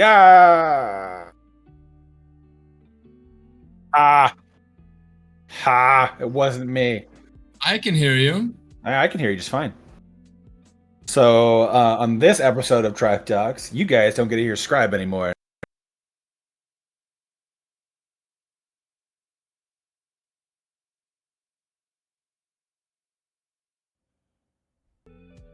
I'm sure they can hear me now. The stream on the audio sounds weird. It's very strange. I don't know why this happens, but sometimes randomly my audio mix decides, you know what? We're not outputting your mic anymore. Screw you. And then I have to restart it, and then it works again. So yeah, guys, is fine. I'm not muting myself. It's just the audio is just crap in the bed. So sorry about that. But I love y'all. We should be back in business. Yeah. Well, this guy was a professional streamer. Yeah, the professional is just in quotation marks. Professional. Yeah, that's how we do things. I was promoted with a title, not any experience. Yeah, exactly. Yeah, and that has honestly never happened in my professional career. Oh my god, I love those promotions. Yeah. We're gonna give you a new title that sounds fancy. Still doing the same job, but it's a new title. You're now a technical specialist. Oh, am I really? Yeah, technically you're special, and that's about it. and then at some point you'll move to senior technical specialist. Yeah, and then you'll be lead technical specialist. Yeah, and then you will be senior lead technical specialist. And then you start throwing your weight around and ask for a pay rise, and they're like, no. Yeah, because you won't have gotten one between any of those. Yeah, exactly. You got to love the corporate world, guys. That's life. That's life. It's so funny how a title, they're like, but it's a title change. Doesn't that make you feel like you're more respected as an employee? We think no. The title change and the extra responsibility is reward enough. You're like, oh, yeah, well, yeah, really. yeah. No more money for you though, because we can't afford that. But in the press conference in half an hour, we're going to tell you it was a record year and we've made more money this year than we ever have before. Exactly, but pay reviews don't come round in for another 6 months, so you'll have to hold on until then. Okay. Yeah. So, hang on a minute. Can I just not work for those 6 months, come back around then, and then see if I'm worth coming back or not? I'm just asking for a friend. Oh, you gotta love it. So yeah, unfortunately, Home died a death. Very sad. I'd stopped playing about a month before because I was just like, I don't know if sad's the right word. I mean, sad for somebody, I'm sure. I know Night I mean, Fox is this is no more. Yeah. There are people who are sad to see it go. I'm just happy for it to be done and over with. It just feels like like the guy bleeding out on the battlefield. Just put him out of his misery. I mean, it was great for me from the perspective of I'm glad I don't have to log in again on another game. I was kind of hoping raid again. Yeah, oh god, yeah. I was kind of hoping that Home would be a means of diversifying YouTube and being like, oh, here's another game that we can cover. Unfortunately, the YouTube side of it never really picked off to any sort of extent. Well, and they had kind of gotten their own people doing certain things, and so if you weren't a part of their whatever they want, I don't know if they had a game changer program or whatever they were doing with that game, but they did have people that had like there were a couple of content creators that got Exclusives. Yeah. Yeah. I can't remember the name. Torna had one exclusive reveal, I believe, and I think was it Swag, something like that. Swag. I think the Warg. Yeah. I want to say. Yeah. So I know somebody had the Ring Wraith guy that was in the Black Knight or whatever. No, what's his name? Yeah, the Black Beast. Anyways, Black Beast. Yeah, that's what it was. Yeah. Anyways, it just unless you were a part of those communities, that was very hard to open the door on because there wasn't a lot of interest in it, comparatively speaking. Yeah, I mean, maybe it could have built. I played it when it first. Yeah, go ahead, Wolfie. No, crack on, dude. I played it when it first released for about an hour, and it was like crappy graphics with crappy gameplay, and it was like, okay, I'm gonna go play Galaxy of Heroes now because I already played one of these games. And not for nothing as well, but like the crappy graphics is something eventually I could kind of get over. It was never really, it never looked really great. But I found as a guy who uses BlueStacks, the performance of Home on BlueStacks was awful, like really bad. It used to glitch out. Play slowly. Specifically that, really? Yes, for me at least. Like my BlueStacks runs Galaxy of Heroes absolutely fine, but for Home it was just like it would be like combat. You do certain attacks and it would just lag out. You know how when you use Bo-Katan, for example, you do a mass assist and it just kind of pauses for a couple of seconds, and then everybody goes in. Well, it would do that sort of thing, but you do an attack and it would just pause. It would completely skip the animation. You're like, did my attack go through? I don't even know. I don't know if I would blame entirely that on BlueStacks because there were a lot of people towards the end having a lot of visual and mechanic like locking bugs. Yeah, there was a guy in our guild on the last raid we did. He literally had to do every fight almost 3 times to be able to get to the end of a fight so that he could submit the score. Yeah. He's like, this is stupid. And I'm like, that next level. Yeah, and it was apparently only with the iPhone users, which I thought was hilarious. Oh, I wonder why. That's interesting. Yeah. But that's enough talking about Home. We don't care about that game. Stupid game. How dare they try and expand and diversify? It's a silly game, anyways. Let's not go to Camelot. It is a silly place. But I suppose it's kind of tertiary pertinent. Swugger, Galaxy of Heroes, Capital Games. That's the one I was thinking of. The developer. Hey, but at this point, they have a whole development team not needing the laptop anymore. So exactly, they got to be twice as efficient now. Yeah, maybe we'll get a Gungan a week now that we got the entire team back in Swugger. Yeah. Maybe we'll get a couple of quality of life improvements coming soon. Who knows? Maybe we'll get a TW overhaul. This whole development team can go take a crack at making that more interesting and fun. Well, they wouldn't know. Maybe we'll get away to like. I was just gonna say they wouldn't know because Home never had a PvP guild v guild game mode. They never got that far. They never reached that point. No. You had the arena, which was awful. Spend money or be okay with low tier rewards that can't even keep you afloat. Yep. Yeah. Hell yeah. Like you can't even refresh and do arena if you're not getting like gold 1. Yeah, so maybe not. But hopefully I'm semi hopeful that it wasn't a case of just like everybody that was working on Home just got the sack and lost their jobs. I really hope that isn't the case because that would suck. They don't deserve to lose their jobs. I totally doubt they'll get redistributed at the absolute worst of it. You don't. I hope so. And they're gonna get either put back into EA or they'll get put back into the Capital Games dev team. Because the assumption is that they split up assets inside the studio out in the initial to even start developing the game because you're not gonna hire 40 new devs to work on a game that isn't making money. Yeah. If one of them could maybe like find a way to get us to name Datacrons, that would be wonderful. In amongst their quality of life updates, Yeah, that would be nice. Maybe all this extra manpower does mean they can start fixing some stuff and giving us some nice improvements. Because that would be lovely to see. I would love to see better management of not only Datacrons but all the data disks. Priority is Datacrons though, because we need some help with that.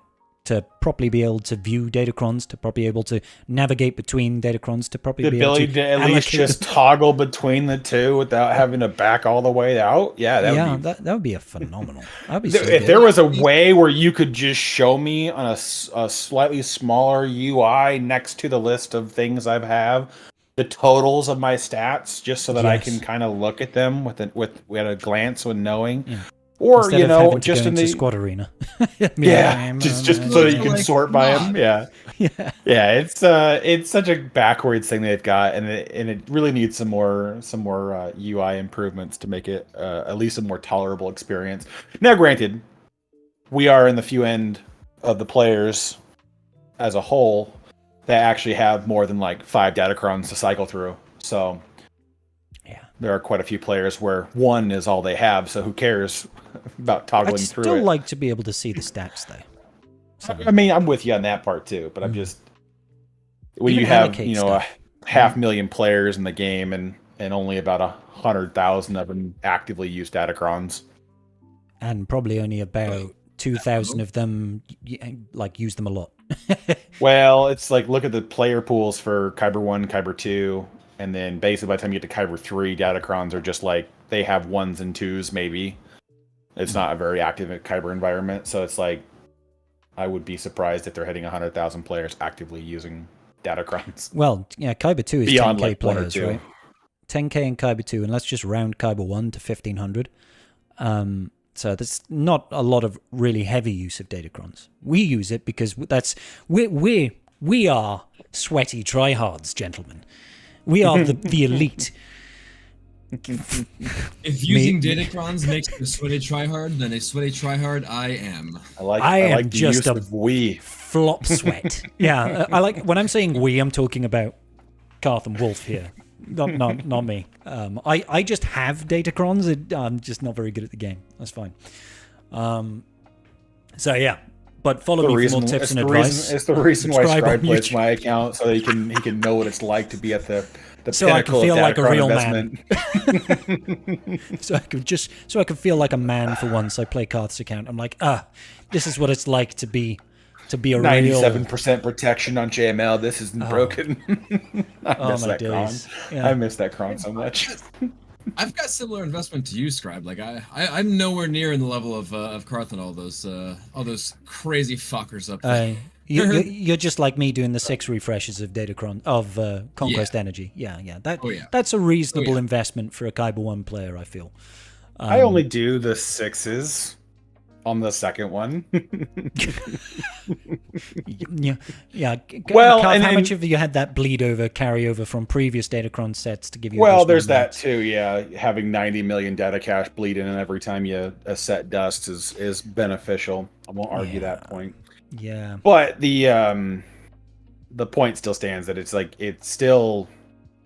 it depends on how good the set is, depends on how much investment needs to be had, right? Because like these last 2 sets, like you get somewhere between 10 to 15 in a set, you got more than enough to ever do whatever you need because you're looking for mechanics more than you are the stats, right?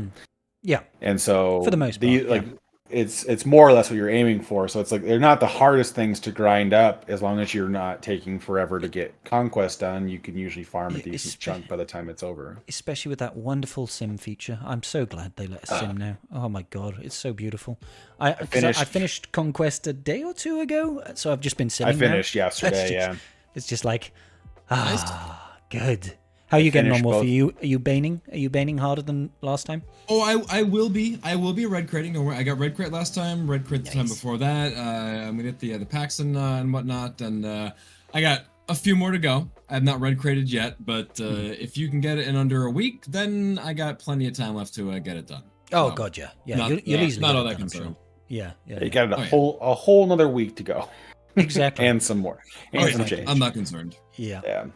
I finished. It's cleaning up feats. I'm all the way through, obviously, but a few things here and there. It gets to a point where red boxing fast isn't really a priority anymore, because it's like if you've got to the point where you're just doing feat cleanup on a bonus node anyway, it doesn't matter. It's like you might as well have red box because you're still farming datacron materials. You know what I mean? It's like Certain ones can be a little bit finagling. The only thing you just don't want to push them out too far, because there's a certain distance you can push a roster before you have to start letting the stamina regeneration on some of that. So it's like you don't want to do, if you can't split effectively your first order team because your Datacron disc set isn't conducive to that, then or in my case, just don't do the first order feat. One at all. Yeah, there's that too. I completely skipped it. And genuinely, it annoys me because I actually did 15 of them. I did 15, and then I realized hang on, I don't need to do this feat. So I just stopped doing it. I was like, okay. I for whatever reason totally space cadetted on the fact that I could just do the exposed feat on crew. Yeah. In Sector 4. And I was like, so last time I was like fighting for all these extra feats, and then this other one I was like, I went and did like, I think in roughly 5 battles I got like 120 burritos or whatever the key cards. Yeah. Because it's like I did basically the 3 in Sector 5, a couple in the other sectors, and then finished off the one of the globals all in the same stride. And I was like, well, we went from like 5:30 to 6:30 really, really quickly. Yeah. One thing they actually did this round of Conquest as well is they fixed Adrad. Because before his days, I think it's days, and exposed wasn't counting, and it is now, which is huge because it just makes getting those feats really easy. I mean, it was easy anyway, but it like having Adrads just go up against Imperial Trooper team and you're done. Like he's like, woohoo, yeah, there's all my daisies. But I like taking in like CLS against a crew team and being like, oh, that's my exposes done. Hit auto, walk away, come back in 5 minutes. Yeah. Turn off anything that ramps damage, and then go play on auto for 5 minutes, and then be done. Yeah. So I had fun. And of course, got to use Lightside Mandos, which was easy and fun because Bo-Katan, baby. Let's go.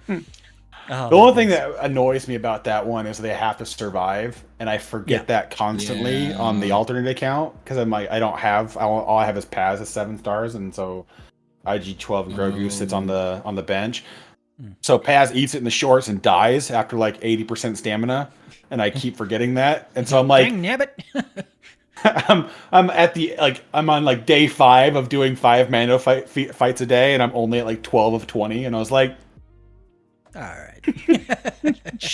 Why is that again? Oh, must survive. Okay, well, we're gonna go play with the bounty hunters in Sector 1 instead of being in Sector 3. Yeah, it's safer that way. I got the heat feat done. That's all it mattered about. Night Fox was bringing it up in the chat, but the invasive endings data disc, I really hope that one stays for future, because that one, that made my Tuskens just an absolute breeze. I've got crappy investment in my Tuskens. The 2 that are relic are the 2 requirements for Jabba and Lord Vader, Raider and Aurora. You rather do 14 Tusken battles than do 40 first? Yeah. Just split your first order. What, and still do 40 battles instead of 14? Yeah, but you get them 40 battles? You get them done in like 4 days. As opposed to getting it done in 1 day. One day with Tuskens. Not making a very good case here, Garth. With invasive endings, yeah. Of course it is. Yeah. All you need to do refresh the energy, I know. No, well, you don't have to refresh the energy. You can bring it all the way down to 1%. And then you just let it go to 1% and use the team again. And then go to 1% and use the team again. You could just do the whole thing. Yeah, it's a little bit micromanaging. Bunch of filthy hackers. Why are you trying so hard when you could also do 40 battles of first order? In my defense, I had absolute shit data disk on my main account. Oh yeah, it was like the entirety of my runs past Sector 2 was like, here's a bunch of ruthless offense, here's a bunch of ruthless swiftness, and then the deadly momentum purple from the Conquest Plus. Well, I mean that carries pretty hard.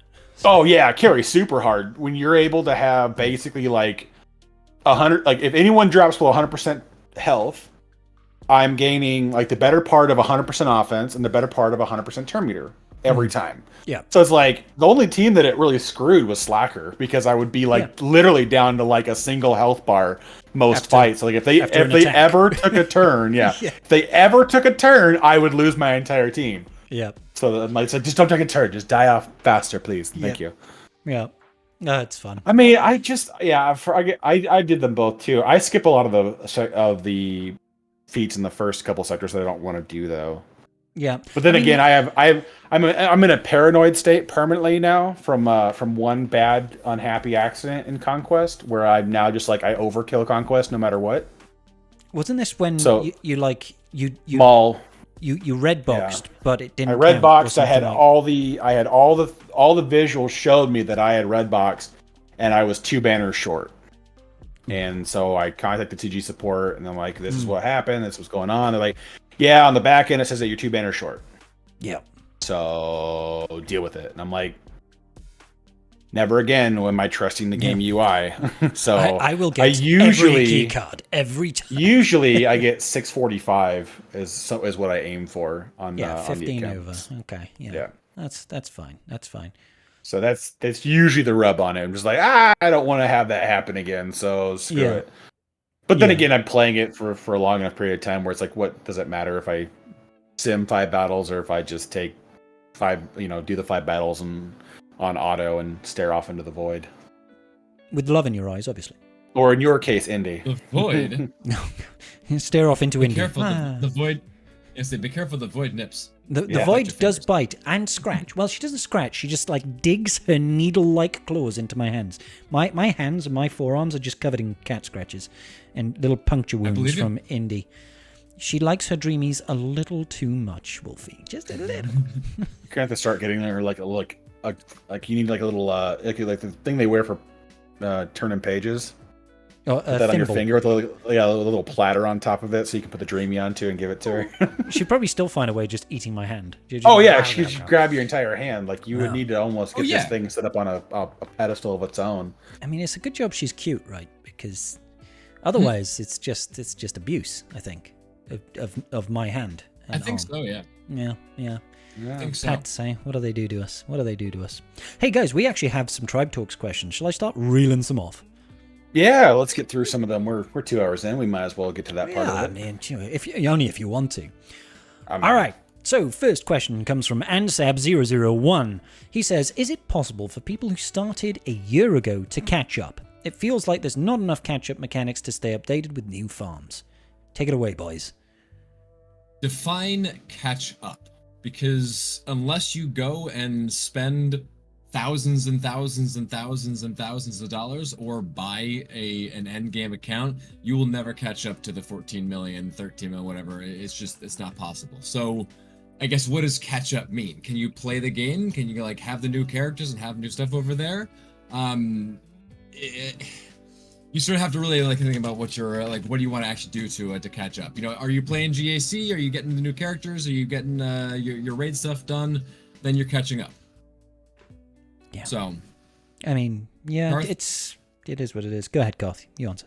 Yeah, I mean, the short answer is that there is no such thing as catching up for new accounts. The amount you have to spend is basically to the point where it's like, if you are that desperate to be a 12 million GP player, go find a 12 million GP account and buy it. Like it's going to cost you maybe, let's say it's a good account. It'll cost you between $1,200 and $1,500 to buy it. It'll have all 8 GLs. It'll have bow. It'll have all this other stuff ready to go. TW Omni is equipped and decent mods. If you threw $1,500 at an early game account, besides the fact of the Lightspeed bundles, and even with those, you still couldn't get a fraction of the way to where those accounts are, where you could buy them for the same price tag. Yeah. So not to mention stuff like Zetas and mods and armies. Well, and that's exactly it, because it's like yeah, you can buy basically Slacker and Ray and they're a lot of the things that go with them for basically like $100, right? And then get a hyperdrive bundle and you're cruising. But that team needs each of those factions needs a better part of 10 to 12 Zetas. So there's the next year of Zeta farming on characters that you bought and paid for, and now you can hardly use because you don't have the Zeta depth for it unless you're spending on more Zeta packs. Yeah. So the short answer is no. There's no way to catch up in this game. They are doing a better job at getting players to the middle of the pack, which is their intentions with the Lightspeed bundles, but you're never going to be jumping to the top end unless you buy an account that's already there. 100%. Well, if you were going to say to a something. point where you can actually play the game and interact with all the game modes and everything. So if that's what you define as catching up, then yeah, there's absolutely lots of catch-up mechanics that can get you to that point. But yeah, like I said, you're not going to get to 14 mil overnight. Sorry. I guess that's the only thing that I would add to it is like, it's like you're saying, Wolfie, is like you don't have to be end game to enjoy the game. You know what I mean? Like, right. If you want to have fun and be competitive, those two are two very different things. And honestly, you don't want to go from, I've just started playing this game a year to 13, 14 million GP. You'll drown. You'll be like, I don't even know what 90% of my roster does. I don't know how to mod. I don't know what any kits do. And you won't enjoy it because you'll be overwhelmed. Unless you are somebody who just takes on a vast amount of information in a very short period of time, it's not actually going to be enjoyable for you. And you probably get bored and move on, truth be told. So just enjoy the game at your own pace. There's plenty in the game now, like Karth says, that gives you that little bit of a step, a little bit of a taste of what it's like at endgame with Lightspeed bundles and stuff like that. You can start dabbling in Datacrons. You can see what a GL is like. You see what relic levels are like, etc., etc., etc. And that, hopefully that's enough for you. Yeah, take your time with it. I've been playing for 6 years. I'm 11.2 mil. I think Wolfie's just hit 12, right? The game is the journey. And yes, the game is the journey. Yeah. And how long have you been playing, Wolf? January 2018. Well, there you go. So you've been playing 7 years, just over. So what, 6 years? Yeah. Oh, no, 6 years. Yeah, sorry. I can math. 6 years. Yay! You can math if you want to. Okay. You can leave your Datacrons behind. No, you can't. Well, you can. Well, no. They'll leave you behind. They'll be like, adios, I'm getting dusted. All right, so thank you, Ansab, for the question. Next one comes out of Evo. With guild gifting announced, just as you switched guilds, do you feel like you made the wrong choice moving away from Mr. Carthrick? Yep, I regret it every single... No, of course not, guys. Of course not. Of course not. I just pester Karth in private messages. I'll be like, Sugar Daddy Karth, please, I need some fun. No, honestly, guys. He says that's a joke question anyway. I think guild gifting on the whole is actually a positive thing for the game.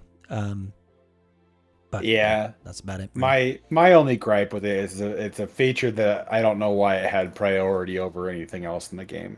Agreed. Like, that's all I've got to say on it. It's like I don't care that it exists. I just don't understand why it came first. I'm a little more on the other side.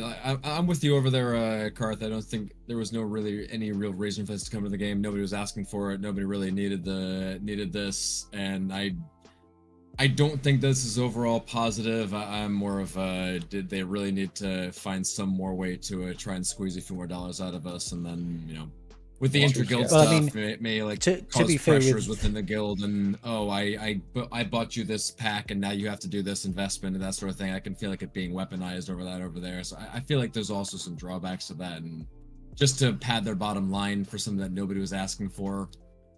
It still doesn't really sit right with me. I think CG got their payout from introducing this immediately by that guy who dropped like 15 grand. They're like, that was worth it. Seriously. Do it again.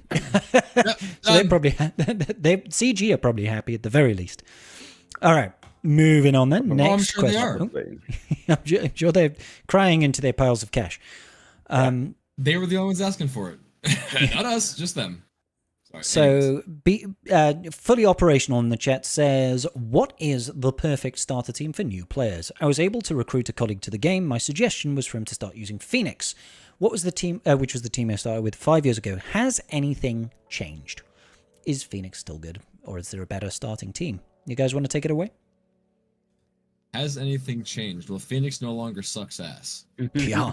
If anything, Phoenix is a better choice than it was, I guess. Yeah. I mean, the short reality is like if you look at the old farming guides, it's like having a rebel team in short is always going to be the most advantageous because it already pushes to certain unlocks right out the gate.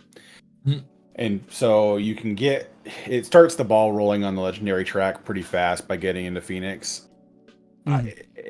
It's hard to say if anything else is really worth diving into early because the gear investment for Phoenix to get those legendaries is not nearly as high as the later stuff.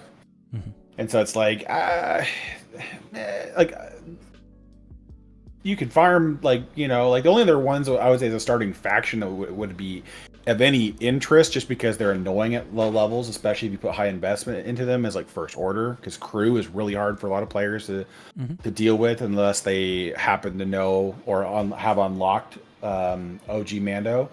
Yeah. And so for a lot of people, that's just a challenging character to work around. And then it does get you right on the path for Slacker.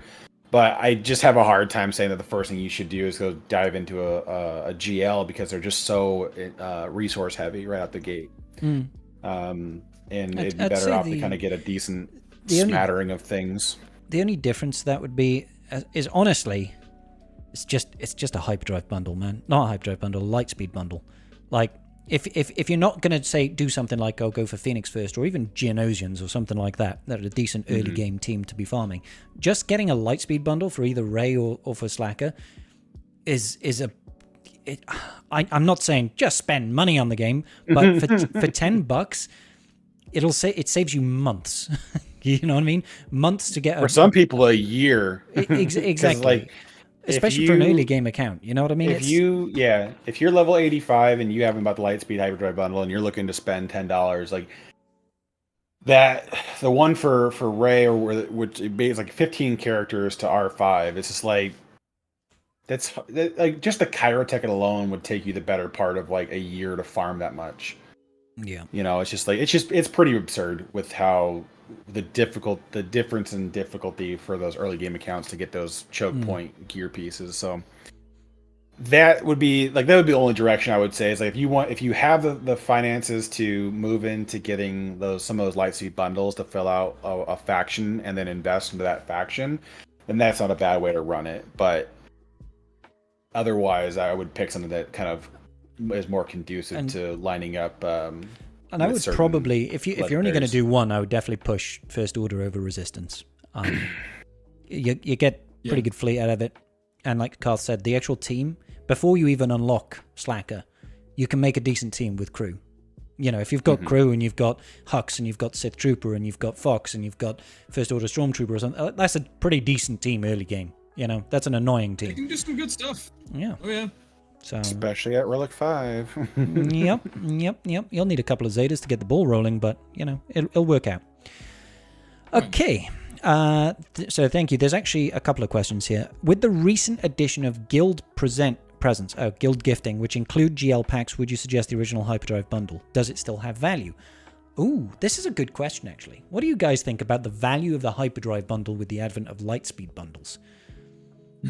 The Hyperdrive bundle is still by far like the best value, right? If you're not at 85, then 100%, and even still, the depth of gear and everything you get in that shit. Yeah, the gear and everything else that comes with it is really good. It does help you get started up in a good place. But starting off on the Zetas, and it takes you to level 85 as well, right? Which Lightspeed bundles. Well, and it unlocks all the dailies too at max tier, so you can do everything and start farming Zetas the day you get your Hyperdrive bundle. So.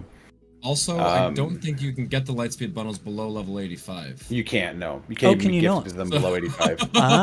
Okay. I wasn't actually aware of that, although it does make sense, because you can't have a Relic character without them being level 85, right? So it makes total sense. You've got to be level 85 in order to receive a Lightspeed bundle. So yes, the Hyperdrive bundle definitely still has value, if you're not level 85 in particular. It just depends. Yeah, it just depends on where the account is, right? Early accounts, there's always tons of value there. If you're starting to get past the point where you have most of those characters at 7 stars and those gear levels and everything else, then it starts to lose its shine because you start narrowing down the value you're getting out of it. Yeah. So for some people, hell, the 25 Zeta mats is worth the $50 price tag. So, there you go. Yeah. All right, then. Next question. Which Sith GL do you think is going to profit mostly from Darth Bane? I think this one's kind of self-explanatory, to be honest. Out of the 2 GLs that are Sith we have, the one that he has specific synergy with is probably the one that benefits the most. Well, don't get me wrong. The Lord Vader stuff is interesting, but Lord Vader does nothing to really support Bane per se, because it's specifically looking at Empire and Ufu support. So they're not going to get the critical hit protection or 80% max health. They're not going to get the immunity to percent health effects down to 30% health. They're not going to have all those things. Lose mastery when he ults, right? Bane would then lose mastery when Lord Vader ults. No, you don't lose. Lord Vader drains mastery. Lord Vader doesn't drains mastery from his. He drains mastery from his side. Oh yeah. If they're not Ufu or Empire. If they're Ufu or Empire. Yeah, you're right. Yeah, so you would make him weaker throughout the course of the battle with the ults. Yeah. It just makes next to no sense. It'd just be kind of interesting to see what the duo could do if you ever needed to split it, because I'm interested to see what it does, but like, what does it do? I guess is the question. Sorry, I think that's the only counter argument I can make for it is that it does give you the opportunity to take Maul away from Lord Vader, which can obviously do some stuff with Gar Saxon and ISC. Well, which is if you don't nice. have Trench built out, then you can still slap Watt with C and beat most the same counters as you could prior. It's like this is going to get back to an issue that we've been having for the better part of the last 2 months, is that CG has moved the game to such an offensive heavy meta focus. It's like you got so much flexibility in what you want to do because you've got 5 counters for every GL available now. It's like, oh my god, Kenobi, what will I ever do? Yeah, pulls out deck of cards like instant defeat. It's like, oh my goodness, we could mirror that. We could use Bo-Katan. We could use C Bane. We could use Inquisitors. There's just so many things that beat that crap now. It's just there's still going to be flexibility. I would be interested to see what it can do just as a back pocket kind of thing if I ever wanted to split that. But I am hopeful on the smallest breath of faith on this one is that they'll give one of the Separatists a GAC Ami that pairs with Trench that he actually has some freaking use. Well, I mean, maybe it'll go on Trench. Trench will get a GAC Ami specifically. On top of his triple TW Amis. not Trench, sorry. I mean, Watt, sorry. Watt gets a GAC Ami to work with Separatist only. Oh my goodness. You know what would be amazing and would totally make it bananas? I know exactly where you're going on. If he could take a bonus turn every time he applies a tech. Oh, I actually thought you were going to go, how about we restore weapons tech to its former glory, and it reapplies the ignored defense. And, no. If you were able to put all 3 techs out make the Trench rib, horrendous. Yeah. The speed would be horrendous because they get 10% or something like that per tech. Per tech. Oh my God. That's equipped. So that you're going to give your entire team 30% speed before the battle even accounts for turn meter. Yeah. Oh my god! Like that would make Trench such a threat. and he throws frenzy on his whole team or something like that. So he puts a tech out and everybody gets a bonus. But you really wouldn't need it though, because 30-40% turn meter or not. It's not turn meter. It's just speed. It's speed. Yeah. It just becomes a big number with some of those characters. It's like. Yeah, it's not that hard to get. Dooku is pretty quick. He's pretty quick, so give him 30% speed. That's a lot of speed. If you could get your Dooku's not a hard character to get to about 350 speed. He's got a better base speed than Darth Revan. Yeah. Mm-hmm. So if 30% speed on him permanently, as long as the techs are in play, right? It puts him to 455 speed. He's nearly outpacing like base GL speed there. He's outpacing a lot of the triple Ami GAC characters. Yeah. Like that's outpacing Starkiller, even with an amazing Mara Jade modded. Like that's outpacing that now, which is kind of like cool. So maybe it can actually do some stuff. Because part of the problem is not being able to get that taunt active on Django. Well, the pseudo taunt, that's exactly, because you can't get him fast and put the weapon and put the tank tech out and stealth the whole team in time. It's that's the problem is getting Count Dooku to stealth the team in time before the other team gets a chance to move. Like you have to just put ungodly mods on him, and he's still fairly easily outrun inside of GAC. So they just need a way to get that ball rolling a little faster, and that would be a great way to do it because you get all your techs out, which means if you do get the bonus turn, you slap the weapon tech down first. That first character is going to gain 30% turn meter by the time you finish. And I think they only It's gain only TM on enemy enemy turns. turns. Yeah. So Is it enemy? yeah. I thought it was every it's turn. Enemy turns, yeah. Yeah. Boo! Get out of here. But No, otherwise, I'm tired of these naysayers. Don't show me up, guys. Down Indulge with the me. naysayers. How Down. dare you remember Kit's better than me? It's unheard of. Yeah, but that's I quite like that Omi idea. That's kind of cool. It is each enemy's turn. It's Gain we'll move on 50% to turn meter our, at the start of each enemy's turn. Yeah. Boo. Yeah, you're right. So thanks, Fully Operation, for that question. We've got one from Running Bald Man, who's in the chat, I believe, right now as well. How excited is everybody for Jar Jar? I'll go 9 out of 10. I'm excited for Jar Jar. Misa excited. What about you guys? I mean, 9's a bit high. I'm glad he's finally coming to the game, but 9, that's pushing it. See, the thing is, I'm bad, Wolfie. this is what I would say. I'm a 7 out of 10 for Jar Jar. I'm a 10 out of 10 for Gungans as a whole. Oh, okay. Because like Jar Jar specifically, whatever. It's a gimmick character for the most part, but having the complete faction representation, I'm very excited for. I like what we're seeing so far with Boss Nass. If the other characters have a fraction of his power, that team is going to be just an absolute monster. Like if the Phalanx has a pre-taunt. If the Phalanx has a pre-taunt, that team is going to be just nutty. I mean, they got to protect the shield generator, so exactly. Yeah. I would hope so too, but it's CG. Wouldn't be the first time. Tanks without pre-taunts shouldn't exist. Prove me wrong. You would literally lose like say, 80% of the tanks. Yeah. I guess we'll say like we'll go for like an 8 out of 10, maybe something like a soft somewhere over there. Because I'm happy Jar Jar's coming to the game. He definitely deserves to be in the game. I'm not like a Jar Jar fanboy who is like, yes, I need Jar Jar in my life. This has to happen. I'm not campaigning for Jar Jar or anything. But he deserves to be in the game, and I think it's definitely a long time coming. Yeah, I agree. It's like love him or hate him, Jar Jar is an important key character in the Star Wars universe, so he should really be in the game. So I'm excited for him. I can't wait. Oh yeah, I'm excited for the faction more than the character though, because I like having complete teams built together. I feel like it makes the game more interesting than just one individual character. Because then Jar Jar would have to find a home that would tear apart other teams again, which I'm just so sick of watching that happen every 3 months.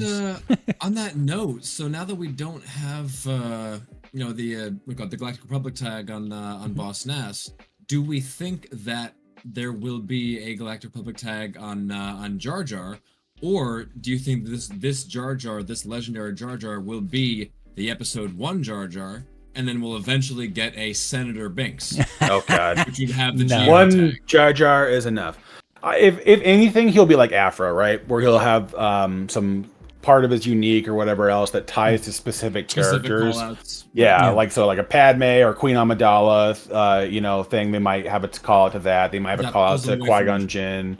Yeah. Not that you would place them with them, because it's like you're never going to use BK and Vader with Afra the majority of the time, especially BK, because BK is going to go live with the Hot Cartel. I mean, yeah, well, yeah. Why would you? It's like, do you want to completely hamstring your Jabba team? Yeah. Well, I mean, you can underman Jabba fairly easily against certain targets. So if you could split it, but then like, what are you doing? Undermanning sending Jabba versus Geo so that you can take BK to an Afra team. It's like, why? What are we doing? For no real benefit. Yeah, for no real benefit. It's like. But it feels like it's just throwaway text. Like these characters have a connection, but there's no real benefit. Vader has some strong uses with Afra, but it just goes back and forth. Yeah, it just goes back and forth on how effective it is because it's Datacron dependent. So when the Datacron's here, Afra takes a full team of droids because of the bonus turns. When she's not here, then you want Vader to go because then you can circle around and put ability blocks out and usually get somebody killed because of all that increased offense. So there are things with it that I guess you can take into account, my only counterpoint might be they could give Jar Jar a GR tag, and then they might do the treatment that they gave for Rex with 3v3 and 5v5 armies in GAC. Maybe Jabba becomes a Galactic Republic Omi under Padme or something like that. I don't know. Maybe. I think it's unlikely. Could always do that. I think it's unlikely. Could do that. Yeah. But there's definitely a possibility. It makes more sense, I feel, out of any of the Gungans for Jar Jar to have some level of Galactic Republic synergy, but probably not is what I would say, personally. If we're basing it all off the Phantom Menace, then the answer to that would be no. Yeah. But, I mean, we'll see. Because CG does do that with their design sometimes, because, I mean, that was like the whole Bad Batch shtick, right? Based on their appearance of Clone Wars Season 7. Yeah.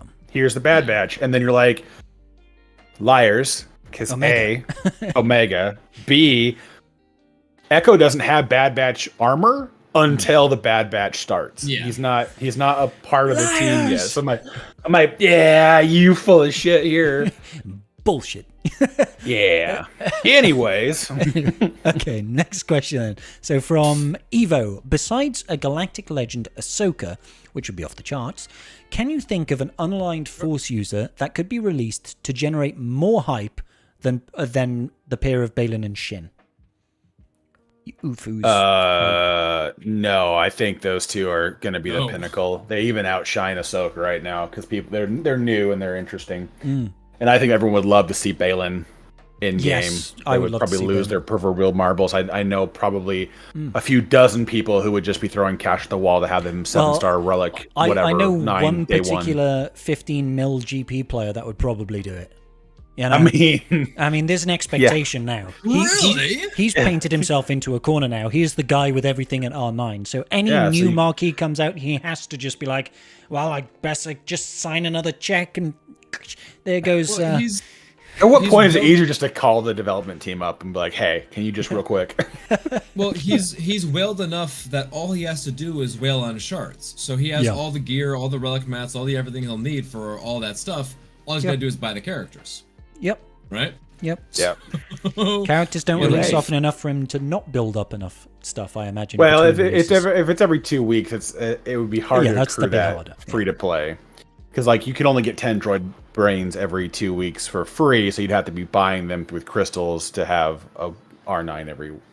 Just the droid brains, though, not including the Gerdas, and the Gerdas are super expensive. What a world we live in. Yeah. I mean, you're talking about like. Yeah, he could manage. The apex of everything, so it's another can of worms. But no, another can of worms. So, is there any other UFOs that you can think of in the Star Wars universe that would be more hype than Baylan and Shin right now? Oh yeah. Not for me personally, but that's just because I really want to see Baylan and Shin. Like, yeah, I mean, I would. I mean, the only other UFO I could have a small inkling to see if they ever wanted to do would be a new Asajj from her appearance in Bad Batch. I would be interested to see what they would do with that character and how she'd play out. But as to driving interest, no. I think overall, Baylan and Shin have just so much more hype around those characters that people would rather. About interest and everything, but yeah. Yeah. Maybe if she's gonna be in the Bad Batch and not. I haven't seen the first 3 episodes. I'm not sure if she's in the first 3 episodes. But if she's in this season, then presumably we could get a new version of her. She is in this season, but she's just not in the beginning. Okay. Yeah, I haven't seen the episodes yet. I gotta get around to that at some point. Hey, Wolfie, in all fairness, I just this weekend started watching Bad Batch season 1. I've tried to finish Bad Batch season 2. I wish the episodes were like half as long, so I could just get through it a bit quicker. Because but I'm trying. I'm on like episode 13 it's the or downside something. of the first 2 seasons of it is that there's just a lot of filler that is like, we want to show a lesson, so we're gonna take a whole 30 minutes to do it. And I'm like, lots of tropes. Yeah, this is the moral of the story, guys. Learn. Also, if you're able to watch all of it in one like block of time, you really see how kind of like unsubtle the foreshadowing was on a lot of the major plot points. You're just like, that's weird. Okay, well, it's like, I didn't see that coming. I need to actually probably just see if I can watch Bad Batch on like 1.25 speed. Because that would just make it a little bit more bearable, I think. Or just enjoy Star Wars content a little bit more. I find it very hard. I find it very hard to enjoy Star Wars. No, I'm joking. I find it hard to enjoy Bad Batch. That's all it is. That's all it is. I feel obligated to watch it. I don't enjoy it. So yeah. What you need to go do is watch Rebels. What you need to go is shut the hell up, Garth. One programmer that I can barely stand at a time. Okay. All right. So another thing, please mention this. My old guild boss said that he would always quit the game of Swugger if Jar Jar ever came to the game. So a shout out to Shezofreen from the FFM guild. There you go, Shezofreen. You've been shouted out. You can now quit the game again. Good. Next question comes from Zoidberg. Would you guys like to see anyone from Tales of the Jedi in game? Stuff like Jedi Dooku, Yaddle, the Inquisitor that badass but got one shot by a rusty lightsaber free Ahsoka. Well, I haven't watched Tales of the Jedi, so you guys shoot. Hit it. I mean, interesting concepts, cool, but everything would be cool. Sorry. There are interesting characters there. I just don't know how. I don't know if they would have a place. Like, it's just hard to drop in more characters for like GR or Jedi, where it's just like, all right, what do we do with them? How do they impact stuff? So it's like I don't know. It would be kind of fun to see a light side version of Count Dooku. I would like to see a Padawan version of Qui-Gon. That could be interesting. Which we may get. Well, yeah, and there's never know. No. Not for this release. I don't think we'll get Jedi Qui-Gon. Yeah, no. I saw where you went with that, and I'm like, no. Sorry. I completely misheard you. We're good. I heard Kenobi, right? We're good. That's a possibility. You're right. But yeah, they're just we could get Jedi Knight Qui-Gon too. They could just throw a title in front of him. Yeah, why not? The same character, but he's got a robe now, guys. It's different. And because of that, you also now need to re-earn all of his shards. Go. Yeah. Yay. But, I mean, there's really nothing from that show that I would want to see, because it's just like they don't really. Like, I don't want another Snips. I don't really want Ahsoka before she becomes, after she's Cap, but before she becomes we need to get Fulcrum. more Snips so that we can run a full team of Snips. We can do it with Han. We can do it with Chewie. Snips has to be next, surely. Maybe. Really? We'll see. I don't know. I just had, as much as I enjoyed the content, I don't think it's something that I would want them to pull characters from. I think we need something that's got a little bit more depth, or if they're going to go that direction with them, they need to introduce more to that faction that kind of helps support it. Otherwise, it just feels like a lost cause. I don't like having throwaway one-off characters that are like, they don't do anything. I'd rather have them all come in and support. So I would say that like Yaddle would be a cool one to bring in, like specifically to be that. We've been talking for a while about, hey, we could make a Jedi Council tag or something like that. And if Yaddle came in and like did something like that, that could be pretty interesting. I mean, it's if they have some purpose and they can find some way to bring them in, because that's the thing. A lot of it was Karth was talking about, like, how do they fit these characters in? How do they really bring them in and make it make sense, make it work, and everything within the meta. And they do stuff like Color and Beck, and he comes in and does a lot of great work and is an amazing addition to those to that Jedi team. I mean, he basically takes the Qui-Gon Jinn team and says, "You now work in TW." So they can do it. They can. It's absolutely possible. Yeah. Yaddle, I think, could be one of them. Jedi Dooku might be a little bit kind of forced, but the rest of them, like, how is that Snips really functionally different from the ones that we have? I mean, the later one is pretty much Commander Tano, and then the other one is pretty much, like the younger one. It's how is it really all that much different? Don't get me wrong, I want more Snips. Please, let's get some more Snips in here. But hey, there more than likely will be Snips the white at some point, and Snips the gray. Yeah. So we just need one more Snips. So we have Snips the unarmed, because that's what her Tales of the Jedi is. Well, that can be. And to be clear, because I've not to be clear, because I've not watched Tales of the Jedi. When you say unarmed, you don't mean she has no arms, right? You mean she's no. It's the part of what Zoidberg said there. She disarms the Inquisitor and kills him with his own lightsaber, essentially. How embarrassing for him. So she has no lightsaber of her own. She got rid of them when she left the fallen capital ship when they crashed on that planet with the rest of the 501st, or the whoever was defending Mandalore with her. So she left her lightsabers there, so she doesn't have them anymore. And so she wins the fight by basically Quite just silly. Quite silly. Uno reverse. You lose your head. Everybody knows that you should always know where your towel is, and in the Star Wars universe, it should be always know where your lightsaber is. So yeah, exactly. But they can make Ahsoka that her faction. Like when they bring a GL Ahsoka in, she can be the GL for Ahsoka's. And she can just lead all. That can be her team. That's the faction she works with. Ahsoka. Oh my god! The faction is called Ahsoka. Yeah, okay, I like exactly. it. All Ahsokas. I like it. Cool. All right, next question then. Evo says, now that we have a 15 mil plus account, we've already spoken about him at length, and every single army and Zeta, yada, yada, yada, for nomads, how long do you think it is before we get the next tier of progression, and what do you think it's going to be? You know, I said a year ago that I would be surprised in a year if we didn't have R10, and here we are. So at some point they're gonna have to do it, but I think the problem that they're trying to solve and they're still needing to put more effort into is the accessibility of Relic 9. Like, it's just so expensive to get to, and and as we pointed out multiple times already this episode, there is just so few things that require it besides the TB, which again, there's just no net benefit at doing. So it's like, why would you keep pushing for stuff that there's no real return on investment for? Mm-hmm.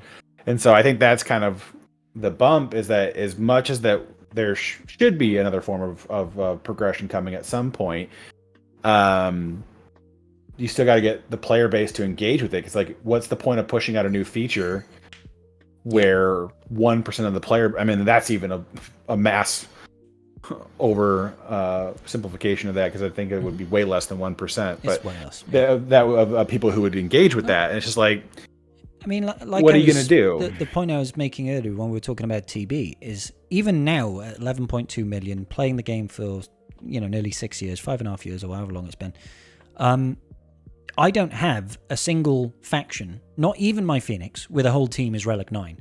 If I can't even have one full team of Relic 9 characters, we are not ready for Relic 10. You know what I mean? Relic 10, they would have to massively increase the viability and availability of Relic 9. Harder. Just, Karth, could you slide into my PayPal real quick? Yeah, real quick. Just with about 15 grand, okay? Can you pick your alt out of the guild so I can rejoin, so you can gift me some Relic 9 packs, and then I'll leave again. Perfect. Exactly. And then I'll have one Relic 9 team, which would be Phoenix, because I need like a couple of Relic levels to make that work. I think I mean, technically I could, but it wouldn't be optimized teams. Well, there you go. I mean, yeah, so... Because I've got the Lord Vader team at Relic 9 for the most part, except for the 5th. Nice. The 5th would be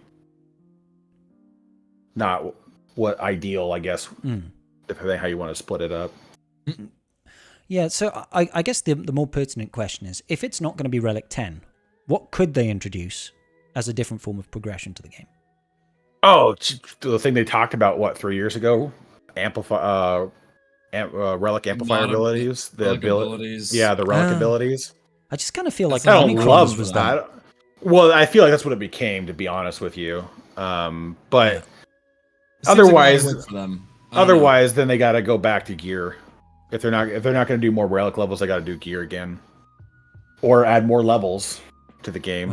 Go to gear 14 and add 10 levels. As we've discussed, like Relic 10 will happen eventually. Yeah, it will. If we look at stuff like the Omega Omicron over there, where it shows like maximum like 10 Relic level stuff like that, and then we sort of have like the assumption based off of stuff like that Relic 10 will eventually happen. So I do think like that will be the next progression system whenever the fuck it happens. But I mean, do they? How much progression is too far at that point?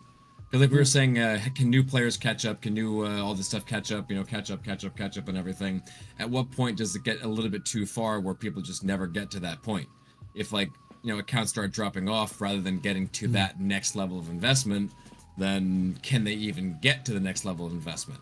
Is opening up Relic 10 opened themselves up for disaster. If just there's zero investment in Relic 10s, then they went and did all of this, and maybe it's a thing too far.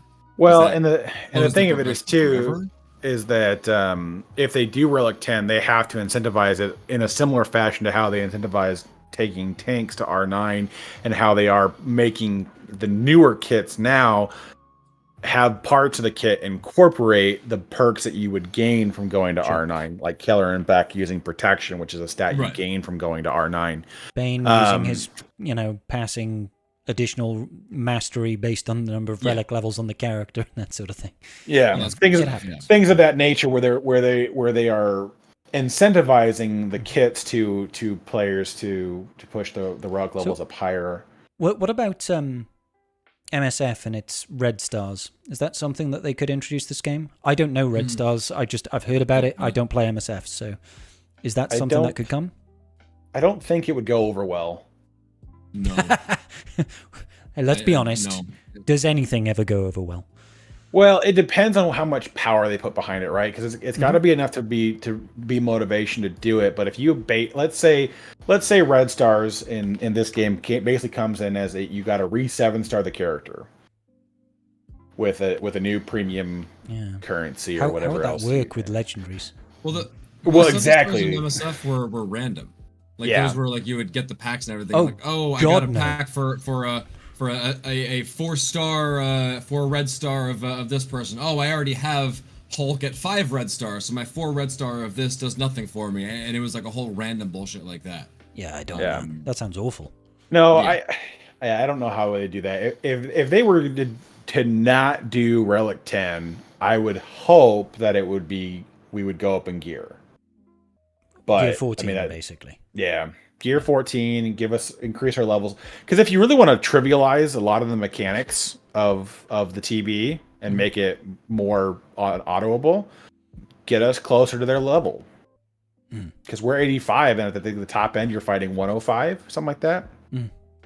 It's quite a spread difference, so get us to 95, which granted genuinely would suck. I'm worried about the credit cost. The credits, yes. Imagine taking your entire roster up an extra 5 levels. The few hundred people that have 1 billion credits saved up would be like, plebs, you farmed mods for years, but here I am ready for this 10 level increase on all my characters.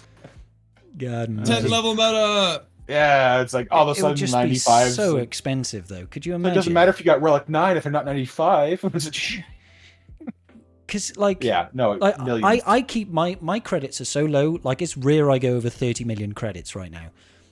I would be able to take 2 characters to 90. You might get well because it's 6.5. It's 6.5, almost 7 million to go from 1 to 85. 0 to 85, yeah. Yeah, 6.2 million. Yeah. So let's say it's not linear. Starts going up. It's not linear. Oh, yeah, it's definitely not linear. Towards the tail end of it, it goes up quite a bit. So let's say it goes up another 2-3 million. Let's say to get to 95, it takes 10 million credits total. So it's 4 million per character. You might have enough for a squad or 2. It's maybe if I'm lucky, and then you would just be eating it in the shorts. You'd have to spend weeks of not leveling up mods and buying them from the store, and constantly using all of your Mark 1 raid currency, buying credits. you would just start wailing on crystals to get credits because it's so cost effective. It's the most cost effective. God, please never introduce a relic. If they want to introduce new levels, bring a new currency with it, and use that to level up from 85 to 90, please. Because I don't want to have to spend credits on levels again. No, thank you. No. I mean, if they do it, give me 1 billion credits. Yeah, then it's fine. Or just organically level up every character in my roster 5 levels. Every single character, just every single one. Give my characters XP for leveling up for doing missions in TB. Oh, that would be quite nice. How about you give me retroactive XP on all my stuff? Yeah, exactly. Yeah, I'll take that. So, good times. All right, so next question then. Do you think we'll get a GL Chancellor Palpatine? He's from Naboo, so Queen Amidala and Gungan team would lead to him. And as a support, he gets Senator Binks and Blue Guy. I agree. I don't think if Chancellor Palpatine comes to the game, which I think it could happen, he won't be a GL. That's my thought. I think it's a possibility. We talked about this last week. He's too convoluted of a character to make, I think, work effectively. They could make him work, but not as a GL. Yeah, that. But I just don't want, and I say this with all due love and respect, Wolf. I don't want another Hondo situation where we have a character that just does a whole bunch of nothing because he only provides very specific mechanics and can't benefit from certain mechanics because of the lack of tags. They would have to do it right.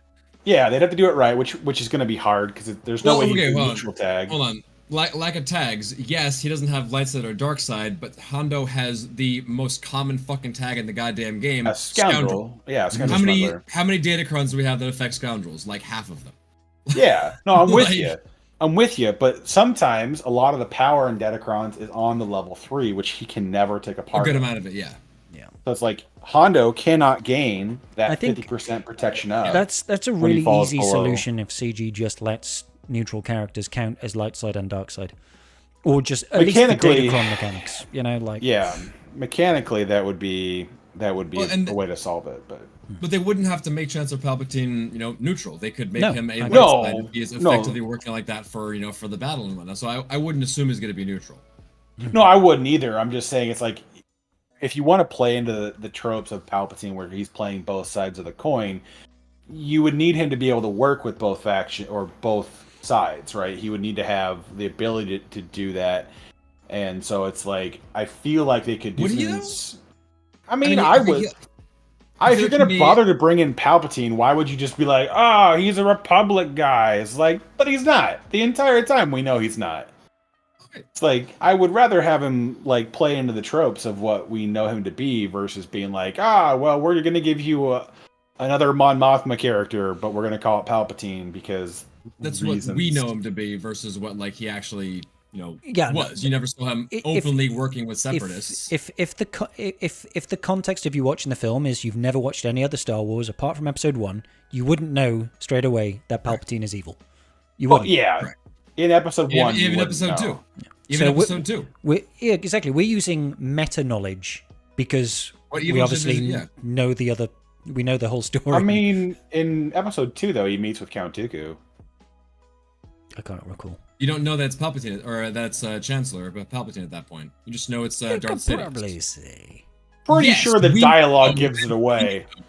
Yes, we know that, but I'm pretty sure the dialogue between Count Dooku and Palpatine gives away. I haven't seen it in a long time. I can't debate the dialogue. I'm just saying, it's like Dooku was not ready for this. Dooku was not in the dark as to what Palpatine was doing. That's all I'm saying. It's like Dooku knew who he really was. That was the whole gimmick that they were doing.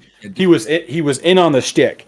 So it's like, there's no way. I'm pretty sure in the dialogue that they give it away that it's like, it's definitely. I genuinely can't Palpatine. Not but in the context of just a Phantom Menace, I can understand that from the perspective of somebody who just finds it hard to enjoy Star Wars content. Yeah, God, Star Wars is such garbage, man. God, all right. But of course, by Episode 3, yes, the reveal is. Now, the tail end of that question, though, I would like to see a Bail Organa at some point. I would like to see that character come to the game because why not? Bail does a lot, not just hang out in the Senate building. He does a lot, and so I could be very okay with something like that coming to the game. I have a hard time with characters like their entire appearance is in the Senate. It's like that's all they do. Every once in a while, Palpatine does some interesting things. He does get rescued a lot in the Clone Wars series. Palpatine, that's his thing. He gets rescued. He gets rescued. Yeah. Is it because that's what they do in the prequels? It's like, we go and save Palpatine. So the Clone Wars TV show is like, let's run with that. Let's just have Palpatine constantly be kidnapped. Yeah, they have a Godzilla episode series in the Clone Wars where they do. Yeah, I can't remember the name of the Zillo Beast. The Zillo Beast gets loose on Coruscant and starts trashing everything and is determined to try to kill Palpatine. So it goes to the Senate building and basically starts a Godzilla scene. Nice. Oh yeah, nice. It just tears through Coruscant. It's pretty crazy. It's pretty funny. Also, hands down one of the worst designed creatures that I think they've ever made. Up close, it's really cool, but the giant aspect of it. It's like we gave those little slappy arms that you that stick to things. You zing it out there and it'll hit the wall. Okay. That's like what his appendages are. They're just like small, lanky, but like massive hands. He's got like 3 legs or something like that. He's got 2 arms and 2 legs, but his tail is 3 legs for some reason. I think his tail is like another leg or something like that. He's a tripod. Yeah, his tail was. Zilla Beast was wild. Yeah. I don't know. Now you're gonna make me look it up. I haven't seen these episodes in so long. Oh, they're so good though. Well, most of them are good. Some of them are just ridiculous filler. I'm not gonna be. No, he had 5. He had 5 arms. That's why. Oh my god. Yeah, he basically had an arm where his shoulder blades connect. He basically had an arm reaching out backwards. Okay. So he could actually scratch his head from behind. Back over there. Yeah, it was the ass scratcher. Yeah, I mean, it's such a like up close. They did such a great job with the artwork on the creature, and then from far away, it's just straight trash. It's like, oh, come on. Oh my god. All right, so final. Scribe. Oh, thank you, buddy. Final question then. Would you like to see characters from the 2D Clone Wars like Dirge? 2D Clone Wars, is that the one that the Comics? same? No, I think it's the one that was in the same style as Samurai Jack. Samurai Jack. Yeah, Samurai Jack style one. I mean, yeah, that thing looks ridiculous. I would say no, just because there was so much throwaway content in that show because they were just had a lot of freedom to create characters. I mean, you basically created a Jedi that was Shaggy from the Scooby-Doo. Wasn't he called Shaggy? Yeah, that was part of it was Jedi Knight Shaggy or something like that. Yeah, Shaggy. Yeah, that was his name. Love and it. it's like the Jedi Amagun die. Because he's gonna die. He's gonna die. That's what happens to him. He's there for 1 episode and he dies. Yeah, that's what they call foreshadowing. Yeah, really badly too. It's on the nose a bit, isn't it? Now, in fairness, I don't think they ever tell you his full name the entire episode.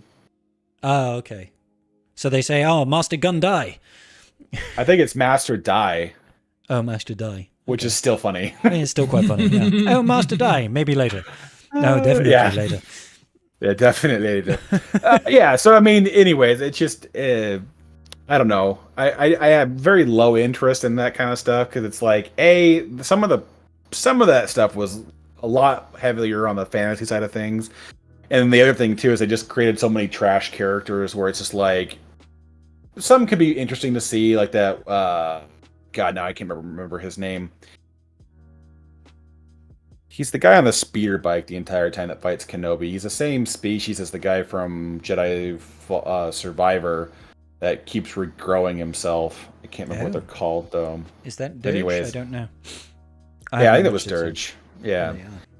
Anyways, that could be a fun, interesting character to see at some point, just because it was a very powerful character in the comics. Mm-hmm. But I feel like if you're gonna do something like that, you need something that's a little bit more established in there. So I don't know. I don't have a strong interest in it. I just feel like a lot of it is like we took force powers and cracked them up to 1 million. We've got clones punching robots in half, and just things are a little overpowered. Well, I think there was also a couple like little different like canonical things in there. Like I believe the like ARC troopers.